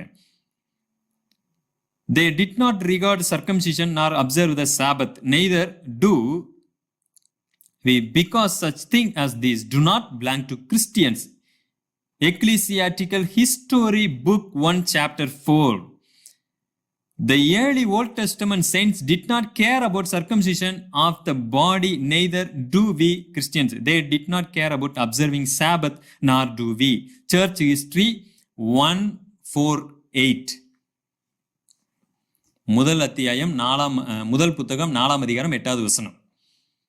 இவர் ஒரு சர்ச் ஹிஸ்டரியை ஃபாலோ பண்ண, சர்ச் ஹிஸ்டரியினுடைய தந்தை என்று அழைக்கப்படுகிறவர். அவர் ரொம்ப தெளிவாக சொல்லிட்டாரு, சபை எந்த ஒரு இடத்துலையுமே ஓய்வு நாளை ஆசரிக்கவில்லை, ஆசரிக்க தேவையில்லைங்கிற அளவுக்கு எழுதிட்டார். இப்போ உங்களுக்கு என்னங்க ஆதாரம் வேணும்? இதை விட நல்லா புரிஞ்சுக்குங்க. அப்போஸ்தலர்கள் நேரடியா கட்டளை கொடுத்தாங்களா? கொடுக்கல. அப்போஸ்தலர்கள் அதை ஃபாலோ பண்ணாங்களா? அதுவும் நேரடியாக தெளிவாக இல்லை. ஆனா ஒண்ணு தெளிவா இருக்கு, அன்னைக்கு போனாங்க, ஓய்வு நாள் அன்னைக்கு போய் வசனத்தை சொல்வதற்காக போனாங்க. அதே சமயத்துல அவங்க ஓய்வு நாள் அன்னைக்கு போயிருந்தா கூட அதை ஃபாலோ பண்ணுங்கிற அவசியம் எனக்கு இல்லை. அதை தான் முன்னாடி நம்ம தியானிச்சோம். ஏன்? That's not a proper hermeneutics. ஏன்னா தேவனுடைய நேரடியான கட்டளை நிருபங்கள்ல கொடுக்கப்படலையே, அவங்க செய்யக்கூடிய எல்லாத்தையும் நம்ம ஃபாலோ பண்ணுங்கிற அவசியம் இல்லை. இரண்டாவது, சபை வரலாற்றில் அதை ஃபாலோ பண்ணி இருந்தா கூட யோசிக்கலாம். சபை வரலாற்றில் அதை ஃபாலோ பண்ணவில்லை. எப்ப இருந்து பார்க்கிறோம்? கிபி 65 இருந்து நம்ம அந்த புத்தகம் எல்லாத்திலையும் பார்த்துட்டோம். சபை வரலாற்று பிதாவே சொல்லிட்டாரு, சர்ச் ஹிஸ்டரி ஃபாதரே சொல்லிட்டாரு, இதுல இல்லைன்னு சொல்லிட்டாரு. அப்ப எங்க வரலாற்றுல இவங்க ஓய்வு நாளை ஆசரிச்சாங்கன்னு சொல்ல முடியும்? அதுக்கப்புறம் நிறைய ஆதாரம் இருக்கு. உங்களுக்கு போர் அடிச்சிடும், அதனால நிறுத்திக்கிட்டேன். இது எல்லாமே ஓய்வு நாள் நமக்கு ஒரு சட்டதிட்ட பிரமாணமாக இல்லை என்பதை காண்பிக்கிறது. அதே சமயத்துல ஓய்ந்திருக்கிறதுல தவறு இல்லை. நீங்க எந்த நாளை வேண்டுமானாலும் கர்த்தருடைய ஒரு நாளாக நீங்க என்ன செய்ய முடியும்? அந்த நாள்ல நீங்க தியானிக்க முடியும், கூடி வர முடியும். இன்னும் வெளிநாடுகளில் வெள்ளிக்கிழமை கூடி வர்றாங்க. Nothing wrong in that. நீங்க தைரியமா செய்யுங்க. ஆனா சில இடங்களிலே ஒரு சட்டமாக இன்னைக்கு ஓய்வு நாளை வச்சுக்கணும்னு சொல்லக்கூடியவங்க அதற்கு ஆதாரமாக நிருபங்களிலே அப்போஸ்தலர்கள் நேரடியாக வசனத்தை சொன்னதை ஒரு இடத்துல கூட காமிக்க முடியாது. அங்கேயும் இங்கேயும் சுத்துவாங்க. கடைசியில எதை எடுத்து காமிப்பாங்க? அவன் கட்டளைகளை கை கொண்டான். அப்ப கட்டளையை கை கொண்டிருக்கிறான். அப்ப பாத்தீங்கன்னா ஓய்வு நாள் இருக்கும். ரொம்ப சிம்பிள். கற்பனைகளை கை கொள்ளுதல் விசுவாச பிள்ளைகளுக்கு. நாம எல்லா கற்பனைகளையும் கை கொள்ளுகிறோம். தேவ நீதியை என்ன செய்கிறோம்? நிலைநாட்டுகிறோம். விக்கிரகாராதனை நீங்கள் செய்யறோமா? 10 கற்பனையில விக்கிரகாராதனை இருக்கா? இல்லையே. ஆனா நாம அதை என்ன பண்றோம்? கீப் அப் பண்றோமே. ஆக மொத்தத்துல நம்ம 10 கற்பனைகளை எப்படி கீழ்ப்படுகிறோம்? அந்த நீதியை வெளிப்படுத்துகிறோம், அந்த சாராம்சத்தை கீழ்ப்படுகிறோம், ஓய்வு நாளின் சாராம்சத்தை வெளிப்படுத்துகிறோம். இதை நாம புரிஞ்சுக்கணும். அதனால தயவு செய்து இனிமேல் ஒரு குறிப்பிட்ட ஒரு சடங்கு மாதிரி அதை கடைபிடிச்சு அது இல்லைன்னா அது முத்திரை, நீங்க பரலோகம் போக முடியாது அப்படின்னு போதிக்க வேண்டாம். சரி, இதுல இன்னும் சில விஷயங்கள் நேரம் அதிகமானதுனால நான் நிப்பாட்டிட்டேன். இந்த எலன் ஒயிட்டினுடைய போதனையை குறித்து நம்ம தியானிக்க வேண்டி இருக்கிறது. அதை வரக்கூடிய அடுத்த வீடியோக்களிலே நம்ம நிச்சயமா தியானிப்போம். இந்த வசனம் உங்களுக்கு பிரயோஜனமா இருக்கும் என்று நம்புகிறேன். தேங்க்யூ. ஆனால் மொத்தத்தில் என்ன சொல்ல வரேன்னா, சுற்றி ஆதாரங்களை காண்பிக்குவார்கள் அப்படின்னு சொல்லியிருக்காரு. ஆனால் ஆதாரத்தை வேதத்துலேருந்து தான் காமிப்பாங்க. அண்ணன் தான் ரொம்ப சுற்றிட்டான்னு நினைக்கிறேன். வேதத்தை விட்டு ரொம்ப தூரம் போய் சுற்றிட்டாரு. அவர் நேரடியாக கட்டளை கொடுத்தாரான்னு கேட்குறேன். நான் கேட்குறேன், உங்ககிட்ட அவர் கொடுக்கலன்னு சொன்னாரா? அவர் கொடுத்தான்ற விஷயம் அவர்கள் கடைப்பிடித்தாங்கன்றது 100க்கு 100 உண்மை. அதை இல்லைன்னு சொல்கிறவர்கள் பிற்காலத்தில் ஏற்பட்டவர்கள். அவர்கள் சொல்கிற காரியங்களையும் ஆரம்பத்திலிருந்தே ஓய்வு நாளுக்கும் ஜனங்களுக்குமே பிரச்சனை. அப்போ புறஜாதிகளும் ரட்சிக்கப்பட்டு உள்ளே வரும்போது அவர்கள் இன்னும் என்ன பண்ணுறாங்க, கர்த்தருடைய வார்த்தையை விட்டு தெரியாமல் தான் போகிறார்கள். புரியுது? அவங்களுக்கு ரட்சிக்கப்பட்டாங்க, ஆனால் கர்த்தருடைய வார்த்தைகளிலிருந்து அவர்களை பிரிக்கிறதே பிசாசினுடைய வேலையாக இருக்கிறது. ஆதியிலிருந்தே பிசாசு கர்த்தருடைய வார்த்தையை ஜனங்க கைக்கொள்ள விடாமல் தான் பண்ணிகிட்டு இருக்கான். அதே தான் இப்பொழுது இருக்கிற போதகர்களும் கர்த்தருடைய ஊழியத்தை செய்கிறவர்களும் சொல்லிட்டு அவர்கள் பண்ணுற வேலையும் என்ன தான், கர்த்தருடைய கற்பனைகளை ஜனங்கள் கைக்கொள்ள விடாமல் பண்ணுறது தான் அவங்களுடைய நோக்கமாகவும் இருக்குது. சரி, நேரடியாக கட்டளை கொடுத்தாரான்னு கேட்குறாரு. அதே நேரத்தில் கொடுக்கலன்னு அவர் எங்கேயா சொன்னாரா? சரி, அதே மாதிரி பார்த்துங்க. ஓய்வு நாள்ன்றது நம்முடைய எண்ணங்களுக்கு ஏற்பட்டு நம்மளுடைய எண்ணத்தினாலே உருவாக்குனது கிடையாது. தேவன் அதை சொல்லியிருக்கிறார். அவைகள் நிச்சயம் நடந்து கொண்டு தான் இருக்கிறது, நிச்சயம் நிறைவேறும். ஓய்வு நாளை தேவன் கணக்கில் வைத்திருக்கிறார் அப்படின்றது தான் அது உண்மையான விஷயம். யாரும் என்ன பண்ணல, தேவனுடைய பரிசுத்தவான்கள் யாரும் கர்த்தருடைய ஓய்வு நாளை மீறவில்லை, அதை கை கொண்டார்கள். நிச்சயமாக தேவன் என்ன பண்ணுவார், அவர்களை ஆசீர்வதிப்பார். அவர்களை ஜெப வீட்டிலே, தேவனுடைய ஜெப வீட்டிலே கொண்டு வந்து மகிழ பண்ணுவார். அவர்கள் தேவனுடைய ஐஸ்வர்யங்களை பெற்றுக்கொண்டவர்கள்.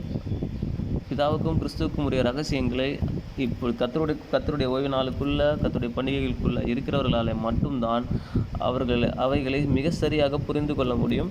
புரிந்து கொண்டு தேவனுக்கு ஏற்றாற்போல் அவர்களால் வாழ முடியும். மற்றவர்கள் வெளியே நின்று வேடிக்கை தான் பார்க்க முடியும். ஏன்னா அவங்களுக்கு வேதத்தை பற்றி என்ன இருக்குது தெரிஞ்சிக்க முடியாது. தேவன் எதை விரும்புகிறான்னு தெரிஞ்சிக்க மாட்டாங்க. தேவனுடைய கற்பனைகள் எவ்வளோ முக்கியமானதுன்றதே அவங்களுக்கு புரியல. அவங்க நியாயப்பிரமாணம் அழிஞ்சிச்சின்னு பேசுகிறாங்க. நியாயப்பிரமாணத்தை அழிக்கவில்லை, விரோதமாக இருந்த கட்டளைகள் நீக்கப்பட்டது. நல்லா யோசிச்சு பாருங்கள். நியாயப்பிரமாணத்தை தம்முடைய மாம்சத்தினாலே ஒழித்தான்றது. ஒழிக்கப்பட்டது அவருடைய மாம்சத்தில் என்ன ஒழிக்கப்பட்டது? நம்முடைய பாவத்திற்கான தண்டனை ஒழிக்கப்பட்டது. நியாயப்பிரமாணம் ஒழிக்கப்படவில்லை. நீங்கள் வாசிங்கன்னா இருக்கும், நியாயப்பிரமாணம் இன்னும் இருக்கிறது, ஆவிக்குரியதாக இருக்கிறது அப்படின்றத நம்ம நிறைய இடத்துல பேசியிருக்கேன். அதனால் நீங்கள் நிறைய கேட்க வேண்டியது இருந்தால் உள்ளே கேட்டுங்க. அதனால் கர்த்தருடைய ஓய்வு நாள் என்றைக்குமே இருக்கும். கர்த்தருடைய ஓய்வு நாளை குறித்து நான் பேசினது எனக்கு ரொம்ப சந்தோஷமாக இருக்குது. ஏன் அப்படி சொல்கிறேன்னா, ஏன்னா கர்த்தருடைய உபதேசத்திற்காக நான் பேசியிருக்கேன் அப்படின்றதுனால நான் சந்தோஷப்படுறேன். மற்ற அநேக காரியங்களில் பேசியிருக்கேன். ஆனால் இந்த உபதேசன்றது குறிப்பாகன்றது மற்ற காரியங்கள் மிகவும் அவைகளை புரிய வைக்கிறதுக்கு நான் முயற்சி பண்ண மாதிரி இருக்கும். ஆனால் இந்த ஓய்வு நாளை பற்றிய விஷயத்தில் நான் எந்த முயற்சியும் போட்டு அதை புரிய வச்சே ஆகணும்னு சொல்லிட்டு நான் முயற்சி பண்ணல. அதில் என்ன இருக்கோ அவைகளை தான் நான் பேசணும்னு நினச்சேனே தவிர அதை தான் பேசினேன். கர்த்தருடைய வார்த்தையில் தான் இவ்வளவும் இருக்குது. கர்த்தருடைய வார்த்தை வளம் உள்ளது, அது விரும்பினதை செய்யும். கர்த்தருடைய வார்த்தையில் ஓய்வு நாள் இருக்குது. நேரடியான கட்டளையாகவே ஓய்வு நாள் இருக்குது. அதை மனுஷர்கள் தங்களுடைய லாபத்திற்காக அது இருக்குதுன்னு சொல்கிறாங்க, அது இல்லைன்னு சொல்கிறாங்க. அது இல்லைன்னு சொல்கிறதுனால அவங்களுக்கு என்ன வரும்னு தெரில, தண்டனை வரும், அது பிரச்சனை இல்லை, அது அவங்களுக்கே பிரச்சனை இல்லை. நான் என்ன சொல்ல வரேன்னா, அது இல்லைன்னு எந்த ஆதாயத்துக்காக சொல்கிறாங்கன்னு தெரில. அவர்கள் இன்னும் பிசாசினுடைய ஊழியத்தை செய்கிறார்கள் அப்படின்னு தான் எனக்கு தோணுது. அதனால் என்ன பண்ணுங்க, எச்சரிக்கையாக இருங்க. அவர்கள் நான் என்ன சொல்ல, ஓய்வு நாளை கடைப்பிடிக்கலாம் ரட்சிப்பு இல்லைன்னு சொல்லலை, அது பிசாசினுடைய முத்திரைன்னு சொல்லலை. வாரத்தை முதல் நாள் கூடி வர்றது பிசாசினுடைய முத்திரைன்னு சொல்லலை. அதே நேரத்தில் நீங்கள் தேவனுடைய ஓய்வு நாளை இல்லைன்னு சொல்கிறதுக்கு உங்களுக்கு எந்த அளவிற்கு தைரியம் வந்தது? அது நம்ம இல்லைன்னு சொல்கிறோமே, வேதத்தில் இருக்கா இல்லையான்றதை ஆராய்ச்சி பார்த்துட்டு நீங்கள் பேசியிருந்தீங்கன்னா பரவாயில்ல. அதே நேரத்தில் நீங்கள் எந்த வார்த்தையின் அடிப்படையில் இல்லைன்னு சொல்கிறீங்களோ அந்த வார்த்தை எல்லாத்தையும் நீங்கள் 100 மடங்கு படித்து பாருங்கள். நிச்சயமாக ஒரு வாட்டியாவது உங்கள் கண்கள் திறக்கப்பட்டு நாம் நினச்சது தப்புன்னு தான் நீங்கள் மாறுவீங்களே தவிர, நானும் இந்த நிலைமையில இருந்தால் வெளியே வந்தேன். ஏன்னா மனுஷருடைய எல்லா பொய்களும் நம்மளை சுற்றி இருக்குது. அதுலேருந்து வெளியே வர்றதுக்கு தேவனுடைய பரிசுத்த ஆவியானவர் கண்டிப்பாக உதவி செய்வாராக. உங்களுக்கு எல்லாம் தெரியும்னு நினச்சிங்கன்னா விழுந்துடுவீங்க. அவர்கிட்ட கேட்டு மனம் திரும்பி கற்றுக் கொடுங்கன்னு கேட்டிங்கன்னா நிச்சயமாக தேவன் கற்றுக் கொடுப்பார். கர்த்தர் நம்மை ஆசீர்வதிப்பாராக. ஆமென். இந்த செய்தி யாருடைய மனதையும் புண்படுத்துறதுக்காக சொல்லப்பட்டது கிடையாது. கர்த்தருடைய வார்த்தையின்படி இருக்கிறதா சொல்லியிருக்கோம், இல்லாததை இல்லைன்னு சொல்லியிருக்கோம், பொய்யர்கள் சொல்லியிருக்கோம். அதை மட்டும் தான் சொல்லியிருக்கோம். நாங்கள் யாருடைய மனதையும் புண்படுத்த இந்த விஷயத்தை சொல்லவில்லை. கர்த்தர் நம்மை ஆசீர்வதிப்பாராக. ஆமென்.